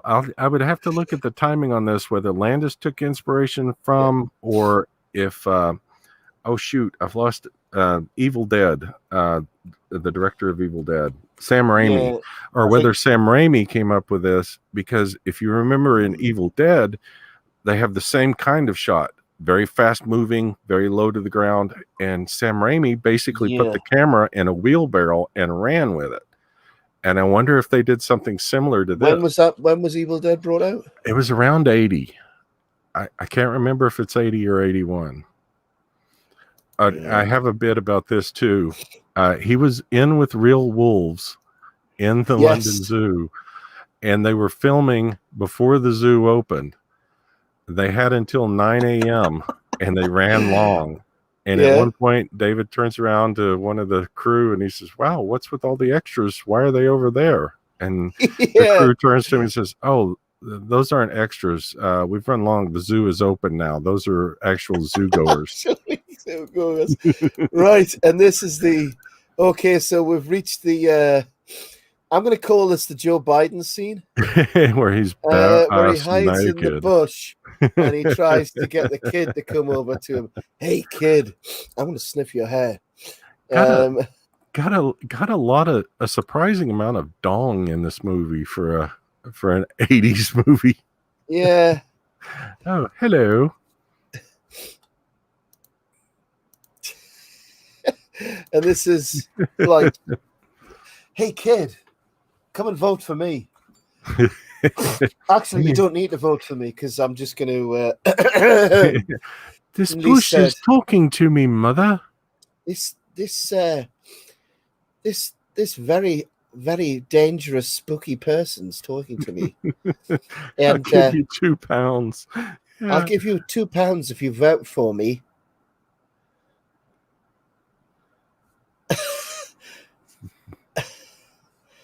Yes. And then he just nicks his balloons. Thank you. And then the kid goes to say to his mom, and then he just nicks the coat on its way past. That's just straight out of a pop video. That's yes, that was beautiful. A naked American man stole my balloons. Happens all the time. Oh, Evil Dead was 81? So yeah. maybe okay, so maybe it's just a coincidence. It just looks very similar to me. This old gadgy has just said, 20 pence, mister. 20 pence is probably in today's, well, in the day that would have been about 40, 50 cents. Yeah. So 40 or 50 cents. Okay, Ralph. Well, as we said before, this is something we don't talk about this much, do we, Ralph? But this happened to you, didn't it? Once. Only once. Yeah, there is nothing quite as freeing as wearing a lady's coat as I get ready to ride the public bus. I want to ask a question. How did he get? What did he use to pay for the bus? I have wondered that for decades now. It's like I get getting on the bus, I get the jacket and everything, but the buses aren't free in London, are they? No, no. That's the one thing that isn't communist yet. Evil Dead was 1981, says Tony. Yeah. Yeah. So yeah, it must be a coincidence. Just very similar shots. You won't believe this. Did you see what Tony just do you know what? I even had that. You had had that GIF. Oh, I should have shared that. That's a great one. There we go. So that was Ralph standing at the bus stop a moment ago, and but there's the telephone, ladies and gentlemen. Oh yes, and it would do the bring thing. Bring. By the way, the werewolf gets around, because he starts off in southwest London, which is Hampstead, and then he ends up in northeast, which Hampstead Heath. Sorry, so he goes across the entirety. He goes from Earl's Court to Hampstead Heath, so he gets around a bit. Well, he was a werewolf, and then he took the bus. It's all good. He probably took the bus while he was a werewolf as well. Probably. Paid with the same thing he paid for on the way back. Exactly. Hey, look what Tony threw up. Oh, yeah. It's happened to you, but let's go. Okay, to be fair, I did take the nurse home, but her name was Bertha. You've heard the song "Whole Lot of Love"? Yeah. Oh, I'm going to leave that on there for now. There we go. Oh, this is... let's go back to your place for a quickie. We're already at... what time are we at now? 1 hour, 15 minutes, and 40 seconds. Yep. So the eagle-eyed might recognize... this is my own little thing here. This is Alan Ford, who plays the taxi driver. People might recognize, British and Australian viewers probably more likely, might recognize Alan Ford from the Guy Ritchie movies like Snatch, where he pries Bricktop. Hello. And then the scene where Bricktop talks about the little piggies who eat the... Because when the mob murder people, they chop them up and they feed them to pigs.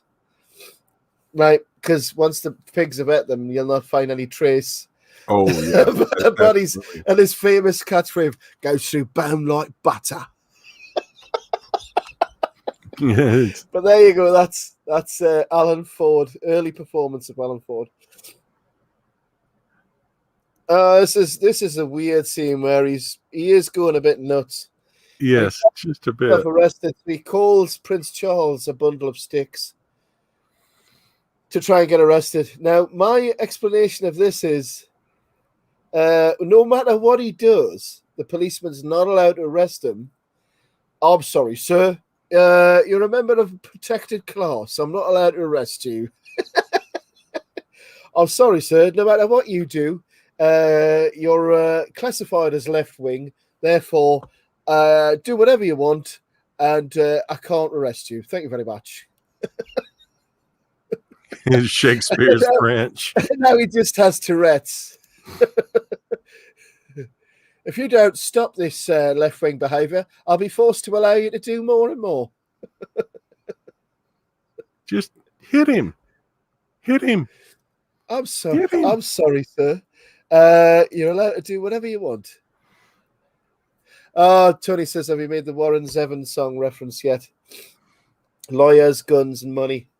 There you go. And East End thug Alan Ford, yes. He's really good at it as well. He's really, really good at it. Yeah. What? Well, I did some terrible things I can't remember. For one thing, I nicked this kid's balloons. And this is obviously like, he's just about to go in and get looked after, but he's strangely at the very same time runs away. So he runs into... Was it the traffic runs away there?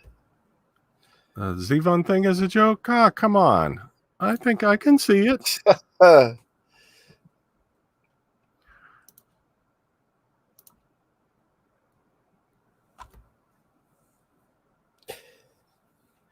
got to say, as a nurse, if he's saying he thinks he's a werewolf and runs away, she should be saying, somebody get the Xanax.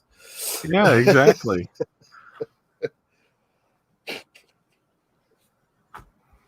The bumbling inspector who something happens to him later on, of course. I forgot how a door works. Yeah, I'm not too sure his slapstick works that well. No. So Piccadilly Circus.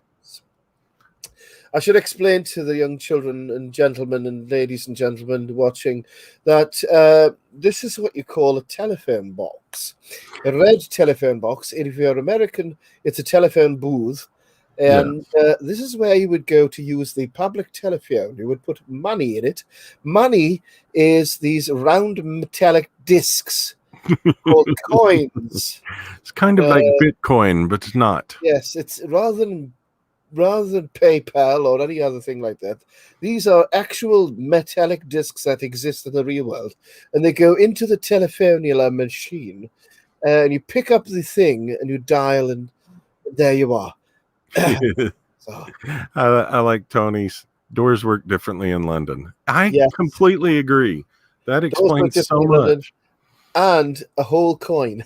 Yes. You can't use, wait a minute. You mean I can't use a bit of it?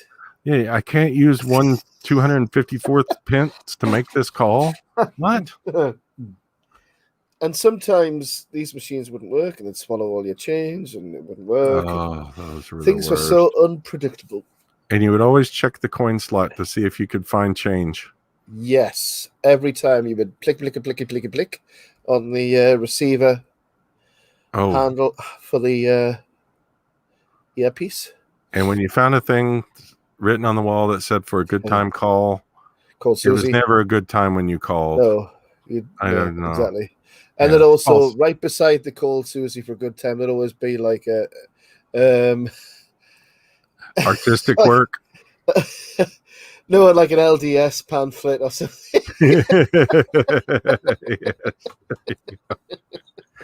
You're going to hell, and this is why. And then there'd be an arrow pointed to for a good time on the actual pamphlet. Yes, but for a good time, call Susie. So he's tried to call his family. Trying to kill himself with his Swiss. I hate it when Swiss Army knives go blunt like that. Isn't it the Yeah. worst? I can't believe he was allowed to carry that thing in London. I mean, Well, it's practically an assault knife. Well, no, that's actually encouraged. You're not allowed in London unless you have a knife. It's Jack. It's Jack at the naughty cinema. But yeah, it's terrible when they go blunt like that. When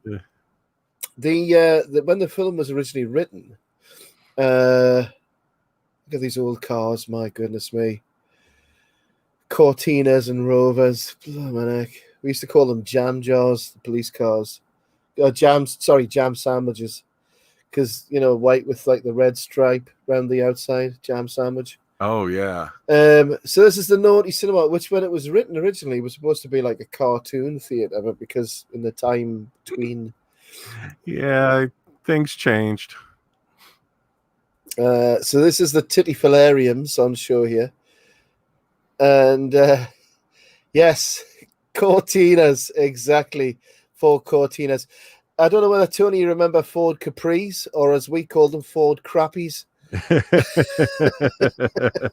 You see, in America, you had like the Mustang and stuff like that. Our version of the Mustang was the Ford Capri. Oh yeah, it was a pile of shite. Yes. Boobs on show. Boobs. This is I'll Meet You Next Wednesday. That was the first thing they ever made for the movie, this fake porno movie. And he goes in and says, "Oh, wait, sorry not to do that. I don't know who you are. Oh, sorry, wrong room." Now the funny thing here about Jack's being just basically a skeleton. Griffin Dunn was actually working the puppet, so he's underneath working the puppet and doing the voice, so it would sync up better. This is actually the funny. This is the scene that most of them like the best because it's the funniest scene in the whole movie where he gets to meet all his victims. Oh yes. But did you know as well that this is actually John Landis's favorite movie of all the movies he's done? Oh really? I hadn't read that. This is his most favorite movie. This is his personal favorite. It's an accomplishment. And it's just the total absurdity of talking to a corpse with like sex noises going on in the background. Capris were great in The Professional. Oh, The Professionals. Bodie and Doyle. Yes. The robots kept crapping out. Yes. This is all like English, British, Australian references, Ralph. I'm sorry. Oh, that's quite all right. I can even remember the music there. CI5 they were called, Bodie and Doyle. I'll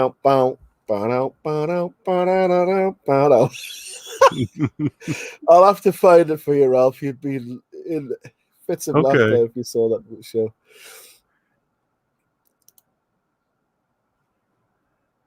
You've left my wife a widow, you bloody Brexiteers. One of the living dead. Oh, this is where they're trying to talk him into killing himself in various different ways. You must die, Mr. Kessler. And then they meet Harry and Judith. Hello. Hello. There's the 3 tramps.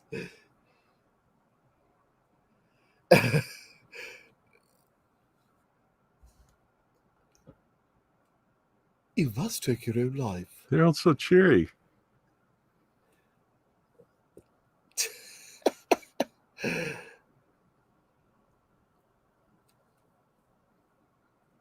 Yeah, it is just weird, isn't it? It is. So it's just weird. so bizarre. Yeah, I'm sorry for the dead air. I'm just soaking it in. Everyone's pissed off at him. They're like, "Yeah, you gotta kill yourself. Come on." You're surrounded by a crowd of all the people that you've just murdered the night before. Yeah, they're all throwing out ideas. Yeah. Electrocution, gun, step in front of traffic. I know where you can get a gun. I know where you can get a gun.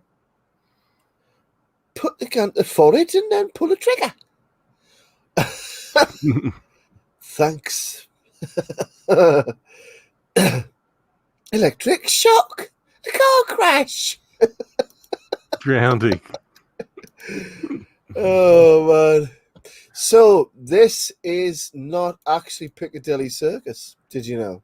No, I did not. This is actually a mock-up of the whole thing. It's a mixture of the two. So basically, they had some scenes filmed in Piccadilly Circus, and they managed to convince the local constabulary, who were dead against the idea, by showing them the Blues Brothers.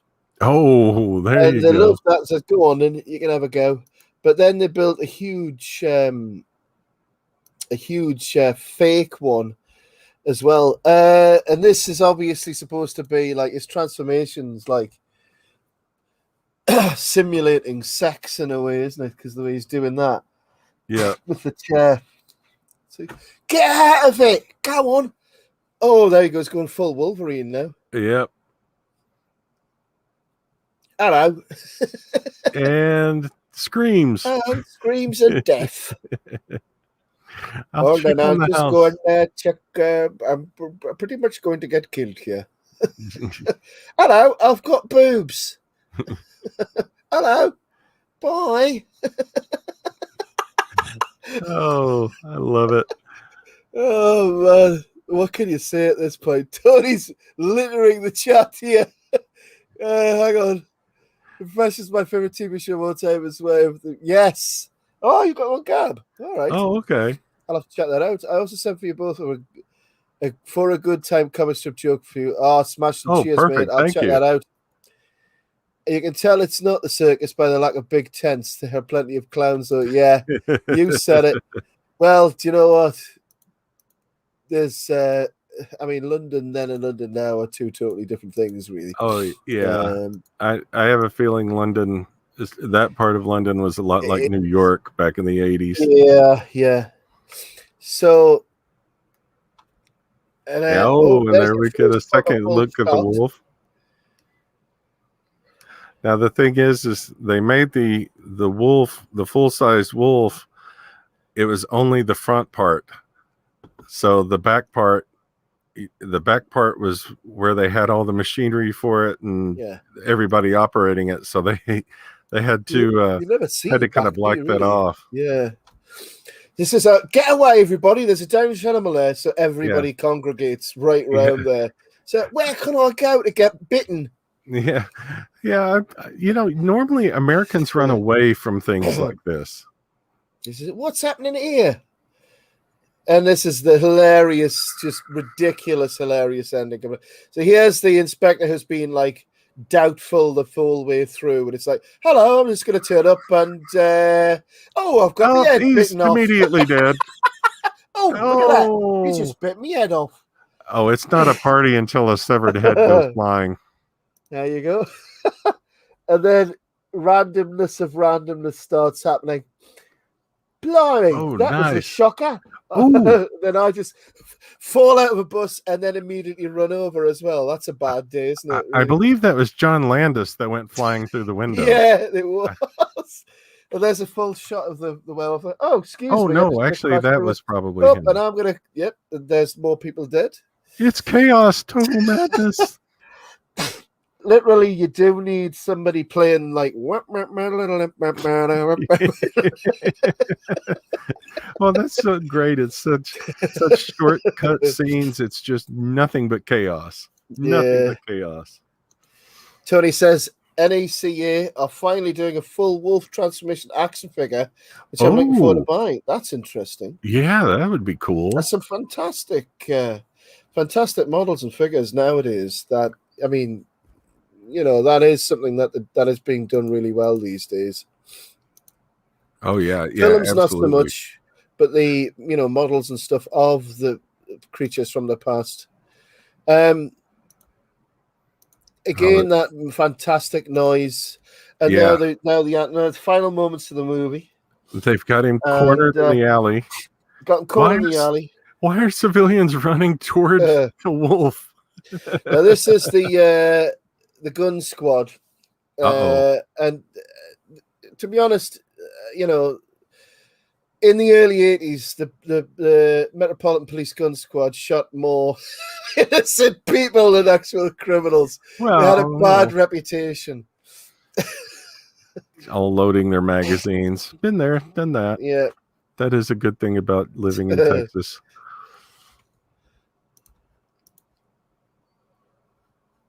That is fantastic, that noise, though, the sound of the yeah. It's so wild. And there you go with their berets. Back in the day, that's what they would look like. Ooh, so you could recognize him, you see, as a gun squad. Or I French don't know what barista. Rifles they are. Yeah, I can't tell. Can't tell. It's too dark. Oh no, she's running out. L1A1 self-loading rifles with a 7.62 51mm full metal jacket. Oh, okay. This is the best bit where she. Tony says, "Where is Sergeant Smithy?" God, I missed the old Bill. Yeah, the Bill. Goodness me. This is a bit where it's the Beauty and the Beast element again, and this proves that there's still something of him left in the werewolf. Yeah. Because he doesn't attack her. Yeah. Yeah, he's still got a little something in there, but... And then it's when she says she loves him.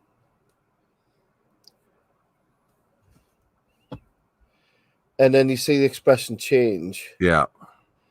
And then he goes to attack her, but my theory is he goes to attack her knowing that they'll shoot him dead if he does that. Yeah. So essentially what he's actually doing is he's deliberately allowing them to kill him because of his love for her.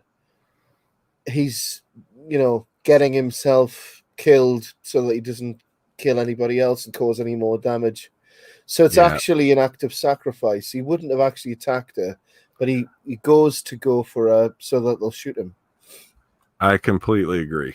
That's my own theory anyway. And then Blue Moon takes it out. There we go. And that is... An American Werewolf in London. Yeah, 1 hour, 33 minutes. That is so Kermit fast. The Frog and Miss Piggy get their own credits. Oh, they do, yeah. This is the weird thing.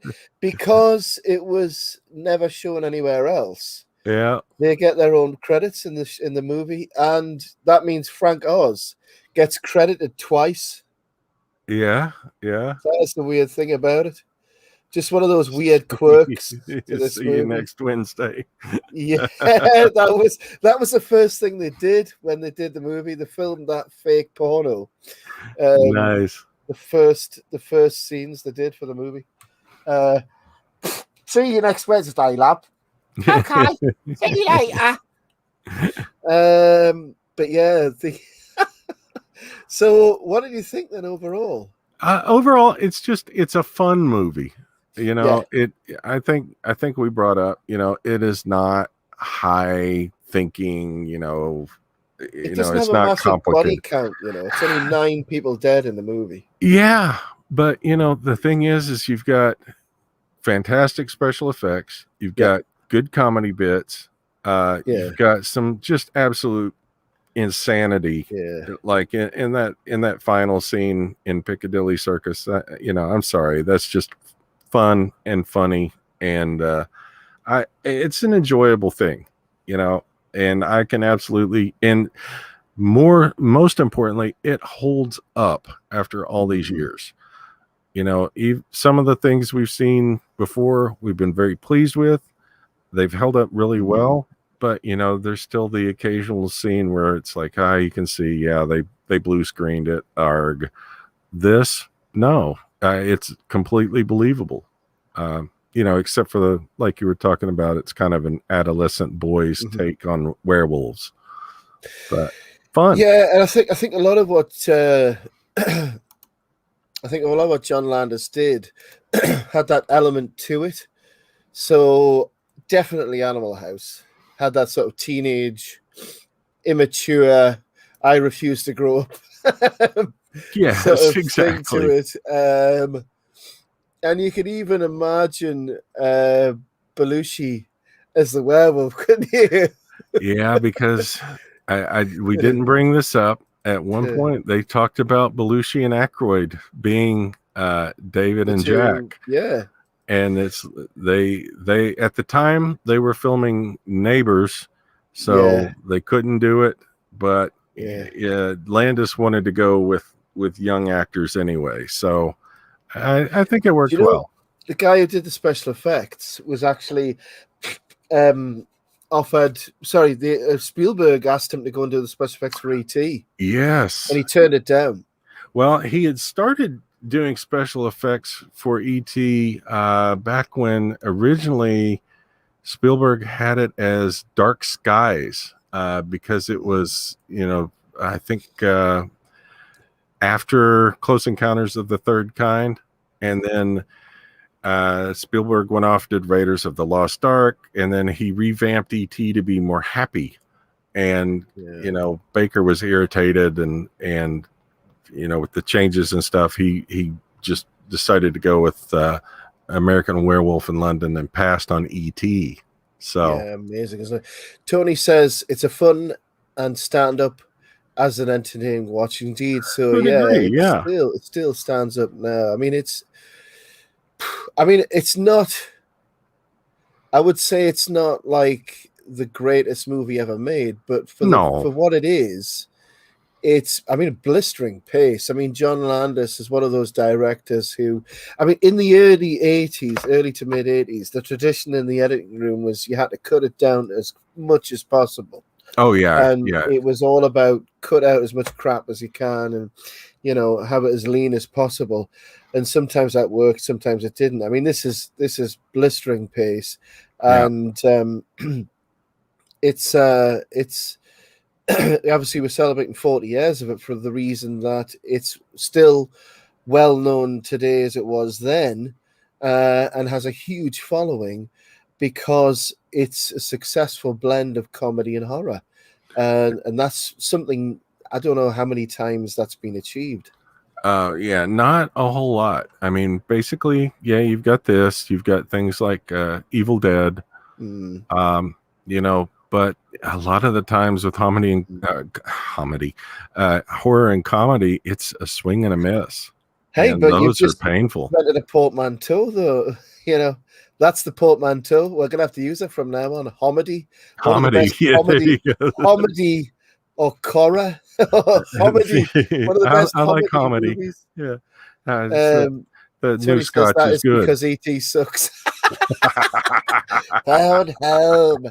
E.T.'s an intergalactic communist. That's why. That's it exactly.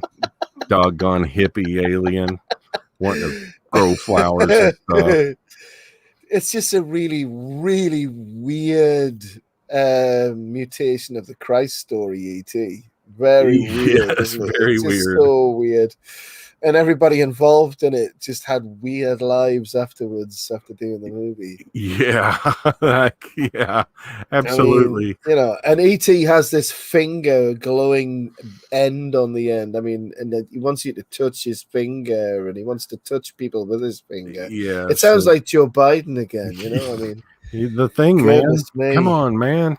Come on, man. I just want to touch me with I don't want to touch you with my glowy end. Well, and his anyway, please. His chest glowed, and that led Don Johnson to write the song in the '80s, "Heartlight," and so I don't know. Yeah, but that was a reference to the glowing heart of Christ and all this. But E.T. is a really, really weird New Age movie. But less said about that, the better. But in terms of this movie, what do you think of the pedigree, John Landis? How does this fit in with the other movies they did, like Blues Brothers? Oh my God, it's a really big jump. Because I'm trying to think, it's been forever since I saw Twilight Zone. So it kind of fits in with the era, but think about it. You go from Animal House to the Blues Brothers to an American Werewolf in London. I think Twilight Zone, and then you get back into the comedies later on, like you were talking about Three Amigos, stuff like that. Three Amigos is such a good movie. It's It's odd, That but is it so good. works. But I think Three Amigos work because the performers are so good. Yes, and it's just so over the top. I would say there is a plethora of really good performers. Oh, what was that song they sang? Oh, I can't remember the one. Oh, Who My was it? Little Buttercup is the one that's Yes, singing when My they go to the Little bar. But Buttercup. the one I like is actually also a Moon. What is it? Blue Shadow. Oh, Lonesome Cowboy. I can't remember now. I don't But remember. I just remember them shooting the invisible swordsman, and that being the highlight of the movie for me as a kid. Yeah, you shot the invisible. You shot the invisible swordsman. He's invisible. Come on. But the I think Blues Brothers for me is the best movie John Landis did. Yeah. In without question, in my opinion, because it's just perfect. It's a perfect movie. Yeah, I have to agree with you. Blues Brothers. I really like Animal House. Blues Brothers is just some weird stuff, and Blues Brothers is so good. It creates its own reality. It's like Lord of the Rings, and all of these stories which seem real. Yes.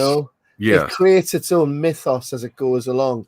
I like the way they did that with the Coen brothers. Did that with Oh Brother Where Art Thou. They worked that into the story. The Soggy Bottom Boys. Yes. The way a good movie will make its own mythos real, believable. And so it's funny you bring that up, because isn't Oh Brother Where Art Thou, isn't like a hillbilly version of the Odyssey? Yeah, it is. That's right. So, It's a reworking. So that's the thing I love about it. And, but I definitely think Blues Brothers is the best film he made. But strangely, this movie, American Werewolf in London, is John Landis's personal favorite. By the way, he is the bearded man who gets hit by a car thrown through the plate glass window. Okay. So it was the guy who's thrown through the window. Yeah. Okay. So he makes a cameo there in his own movie. I mean, overall, I really think that it's not a perfect movie, but as a comedy horror, and something which really sticks out for the special effects at the time, it stands on its own. And, it's unique in that way. It's not the best acting, but it's also a homage to all of the earlier werewolf movies as well. So it fits itself, even though it's a crossover genre, it fits itself into an established genre, and that's why I think it's endured. And go ahead. Well, that, and it doesn't have to rely on the other ones. It fits in well, but it even, I guess you have to know what a werewolf is, but it's not like a reworking of the old Lon Chaney movies. So it's definitely a lot of fun. Yeah, true. I mean, I think it influenced a lot of movies coming out of it as well. Thinking about the legacy of it, the fact that it's still, a firm favorite with fans now, and it's affected a lot of other things. We talked about Michael Jackson did the Thriller video because he wanted to do a version of it, and there's been some regrets. John Landis regretted, the love scene was cut down, and there was a scene with the three tramps getting attacked by the werewolf, which was taken out because the audience reacted badly to that.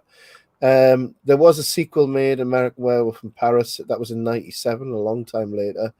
But the they've proposed to do a remake of it. I hope they never do a remake. Well, yeah, because John Landis' son Max was set to do the remake, and it looks like it's been shelved. Because I was because I'm not very familiar with Max Landis's work, but he seems very strange. So yeah, well, to be honest, I mean, John Landis is strange enough as it is already. yeah, well, and the thing is if you remake it, you're never going to be able to achieve it or surpass it. So I think it's best to be shaved. Do you know what, Tony? I totally agree with you. He says this is my favorite werewolf movie until Dog Soldiers came out. I totally agree, and Dog Soldiers is probably my favorite werewolf movie, and you know what it is as well. I'm not really a horror fan, but of the very few horror movies that I like, this is one, and Dog Soldiers is another one, and Dog Soldiers is my favorite werewolf movie. And that's actually got Sean Pertwee in it, who's John Pertwee's son. John Pertwee was the third Doctor, and Sean Pertwee was in a few movies. It's a shame he wasn't in more, because he has a fantastic talent and he has an amazing voice as well. It's such a shame he wasn't in more movies. Tony says never remake this movie. I agree. Yeah, it's like completely. The horror story. Remember when they were talking about they were going to remake? I mean, it's nothing to do with this, but they were talking they were going to remake Back to the Future and things like that. It's just like, they're just trolling people. Come on, don't do it. And I get it. Hollywood's looking for easy cash, but it's like, guys, no. The stuff that's there that still holds up 40 years later. Don't mess with that. There's so many more things to explore. Definitely.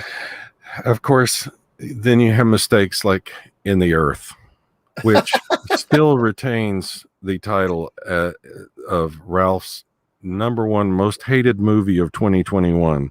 So we'll see what happens at the end of the year. Will anything knock it off its pedestal? So far, I would say yes. Nothing's close.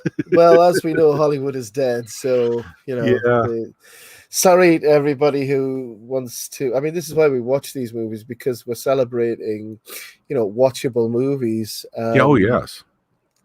Because today it's very rare that you'll get something which you wouldn't. I don't think you would ever have. I know it's a cliche, but I don't think you would ever have anybody taking the chance of making a movie like this now.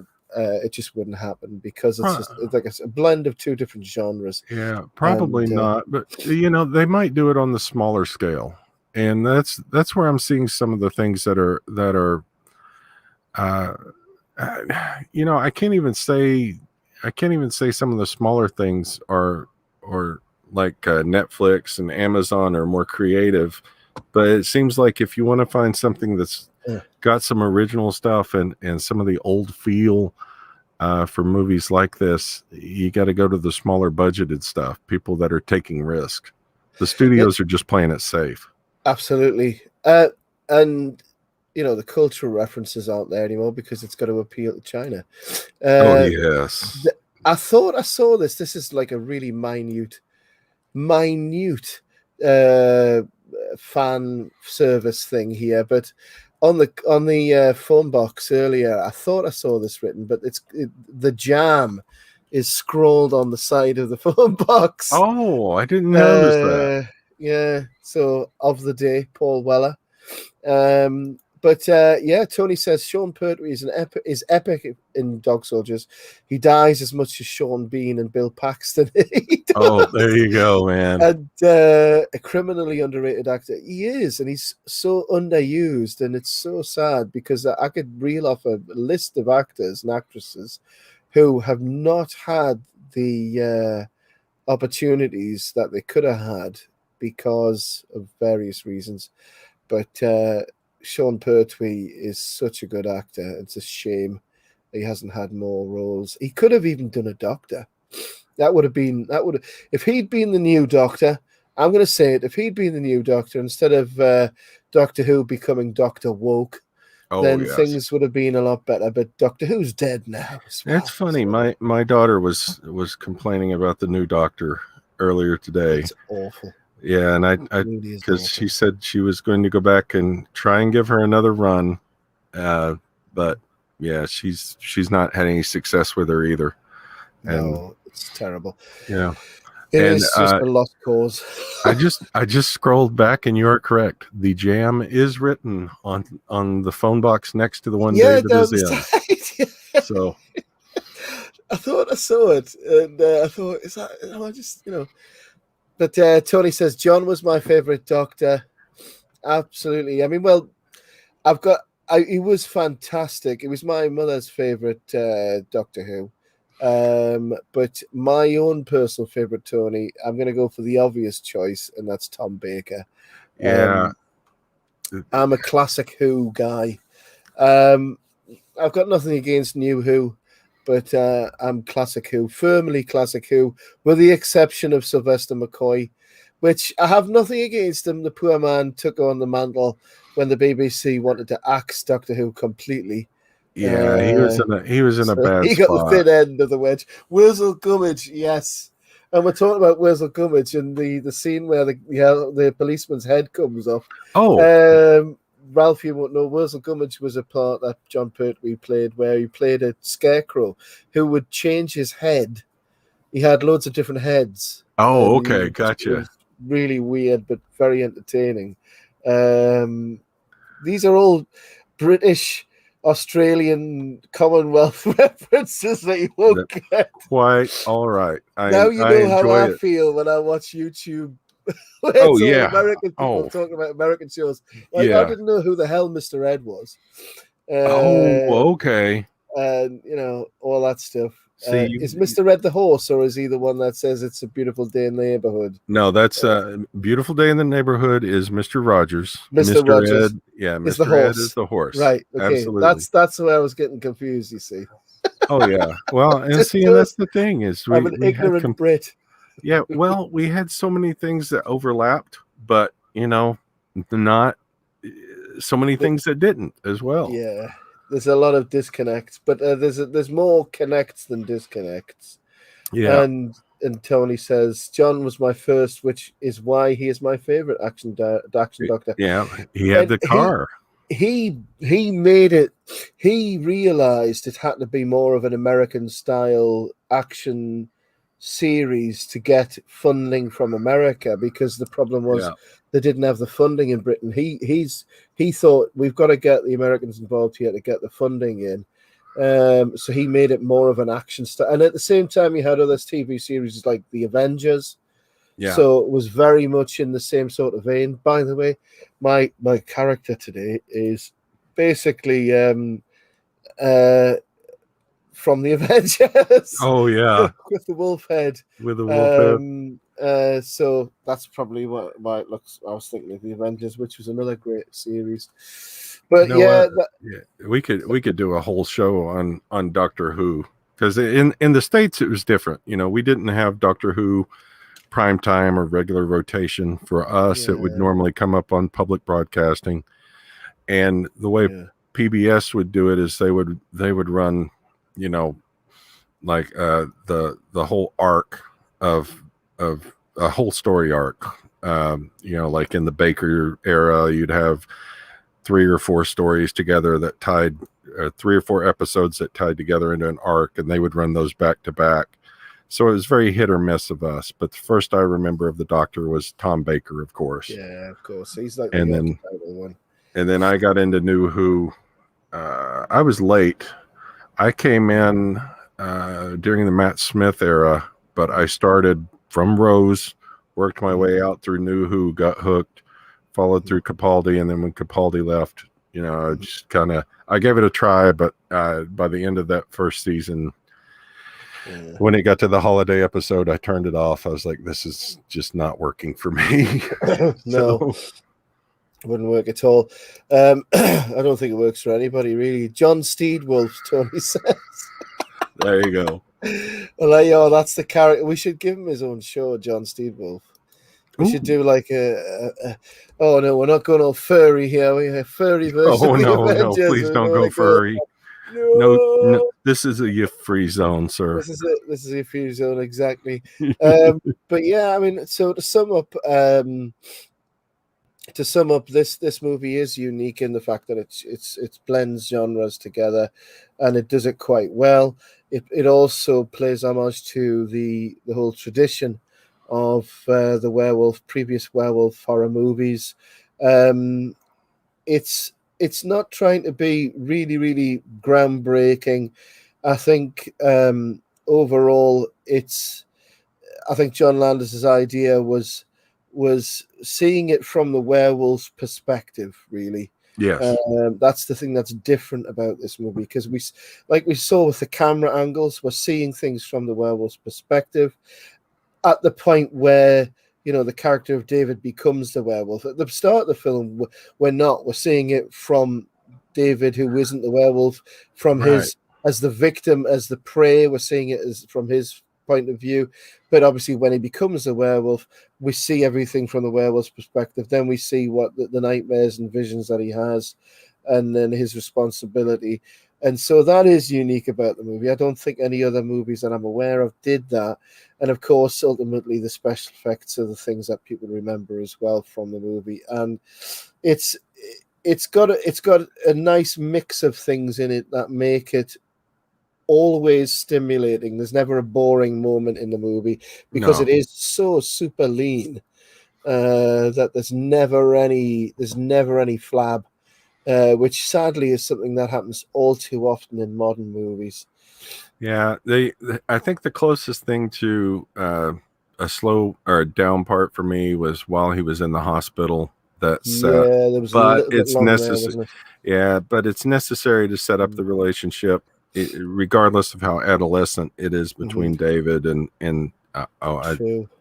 and the love interest. So Absolutely. And it had to compete with a lot of other movies at the time, other werewolf movies. There was so the many. Wolfen in 1981, and then The Howling, The Howling. 1981, Full Moon High, 1981, Company of Wolves, 1984, Silver Bullet, 1985, The whole Howling 2, Your Silver Bullet Sister's was a Werewolf, fun. Teen Wolf, and Teen Wolf 2.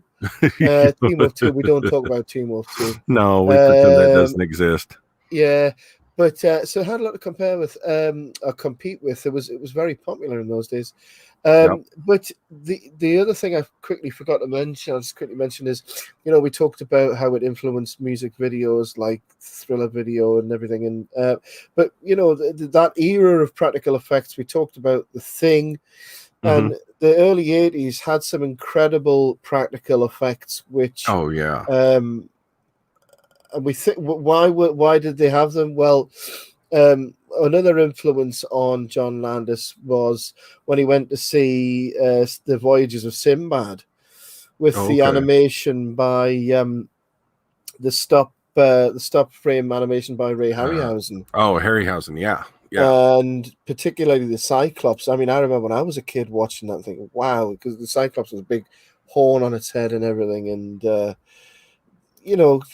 so that's what influenced him. He wanted to be able to continue that tradition of practical effects, and it's a shame that CGI sort of ruined that, really. But maybe that'll come back again in movies. I really think there's going to be a resurgence to it, just because several years ago there was a television show on Sci-Fi called Face Off. And it was all about creating practical effects. Specifically characters using practical methods. And,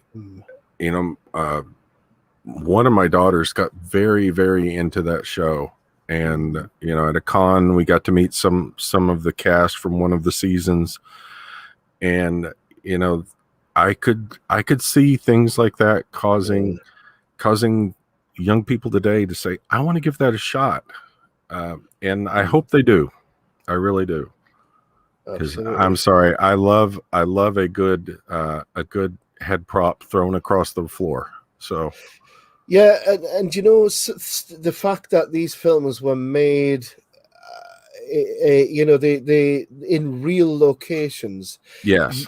On the subway, when the guy's running through the subway, there are actual posters for Airplane from 1980 and Oh, Life of Brian from 79 are actually on the walls because those movies were still out at the time. yeah. So that's real. It's not a set. It's that stuff was there.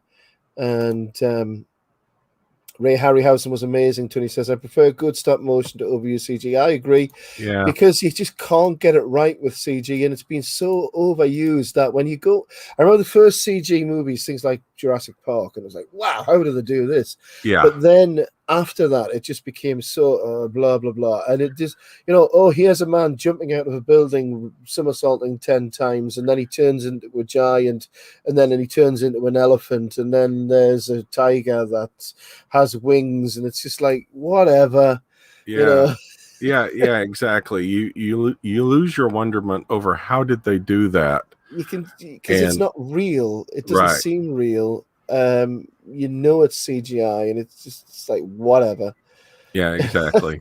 And to go back to Tony's earlier comment that he couldn't finish Capaldi, it was more miss than hit. I admit Capaldi had to deal with a lot of bad scripts. It was similar to we mentioned earlier. The when we got to Sylvester McCoy in the original Who, the same thing was happening all over again, and they were starting to, but this time go. Maybe not deliberately trying to ruin Doctor Who, but trying to make it Doctor Woke, and that's why the scripts were starting to get really bad. Yeah, and I agree. And Tony brings up Jurassic Park had practical effects and only used CG to boost the effects. And yes, and like for example, the Tyrannosaurus Rex scene, mix of mainly practical, some CGI. That is a fantastic scene that will hold up for years and years and years to come. The scene where they first see the Brachiosaurus out in the plane, which was CG, that today it does not hold up at all. But parts of that movie were fantastic, and for its day, it was amazing. little known fact here that Tony will like. This is the last one I'm going to come out with, a little factoid before we go, because Tony will like this. We're talking about the sitcom Bottom, and you would love that, Ralph. If you ever get the chance to watch Bottom, you would be in tears of laughter if you watch this series. Yeah, be sure and shoot me a link to it. I'll get you them there.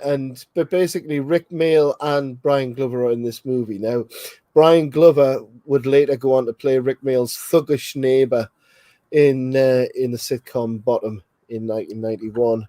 Okay. So they did work together again later on. But yeah, I mean, the overall a good movie, an enduring cult favorite. It has a lot of really good practical effects, a lot of really good camera work. The humor's funny. It keeps the movie moving. There's never any lean parts in it, and if you watch it in the context of how it fits into a greater tradition of werewolf movies and like folklore and everything, you really get a feel for what it is. And it's difficult. Werewolf movies are always the most difficult movies to get right. Because it's a lot more, I don't know, it's a lot more difficult to get those right than to get vampire movies right, which is why there's so many bloody vampire movies. Yeah, vampire movies are the low-hanging fruit. It's so, I mean, you literally, unless they sparkle. Oh, absolutely. Absolutely, So that's it, ladies and gentlemen. We're finished for the night, and we thank you very much for your attention, and of course, especially Tony, who turned up tonight. Yeah, thank you, Tony. Always good to see you, buddy. And we appreciate you being here. Tony says Bottom is amazing. The live shows are amazing. The live shows are great. I regret I was never able to go and watch a live show. My brother-in-law and sister, they got to see one of the live shows. I wish I wish I'd been able to. Oh, by the way, the reason Rick Mayall is in this movie is because him and Adrian Edmondson were on stage. I think it was either stage or John Landis saw them in The Young Ones and liked them so much he invited them both to come and star in the movie. Rick Mayall said okay and turned up and got a part in the movie. Adrian Edmondson didn't turn up because he didn't believe him. Oh, really? He just didn't believe him. So, nah, you're just lying. So he didn't turn up and didn't get a part in the movie. Whereas Rick did. He believed him and he got that part, you see. So he had faith. Yeah, that's why you gotta have faith. There you go. So on that note, thank you very much, Tony. Thank you very much, Ralph. Thank you, everybody who's going to watch recorded. Yeah, and we hope you enjoyed the show and join us again next time. Where we'll be, don't know what it will be, whether it's on my channel or on Ralph's channel, but I'm sure whatever we pick will be worth watching. And on that note, we'll say good night. Good night, everybody. Good night. Oh.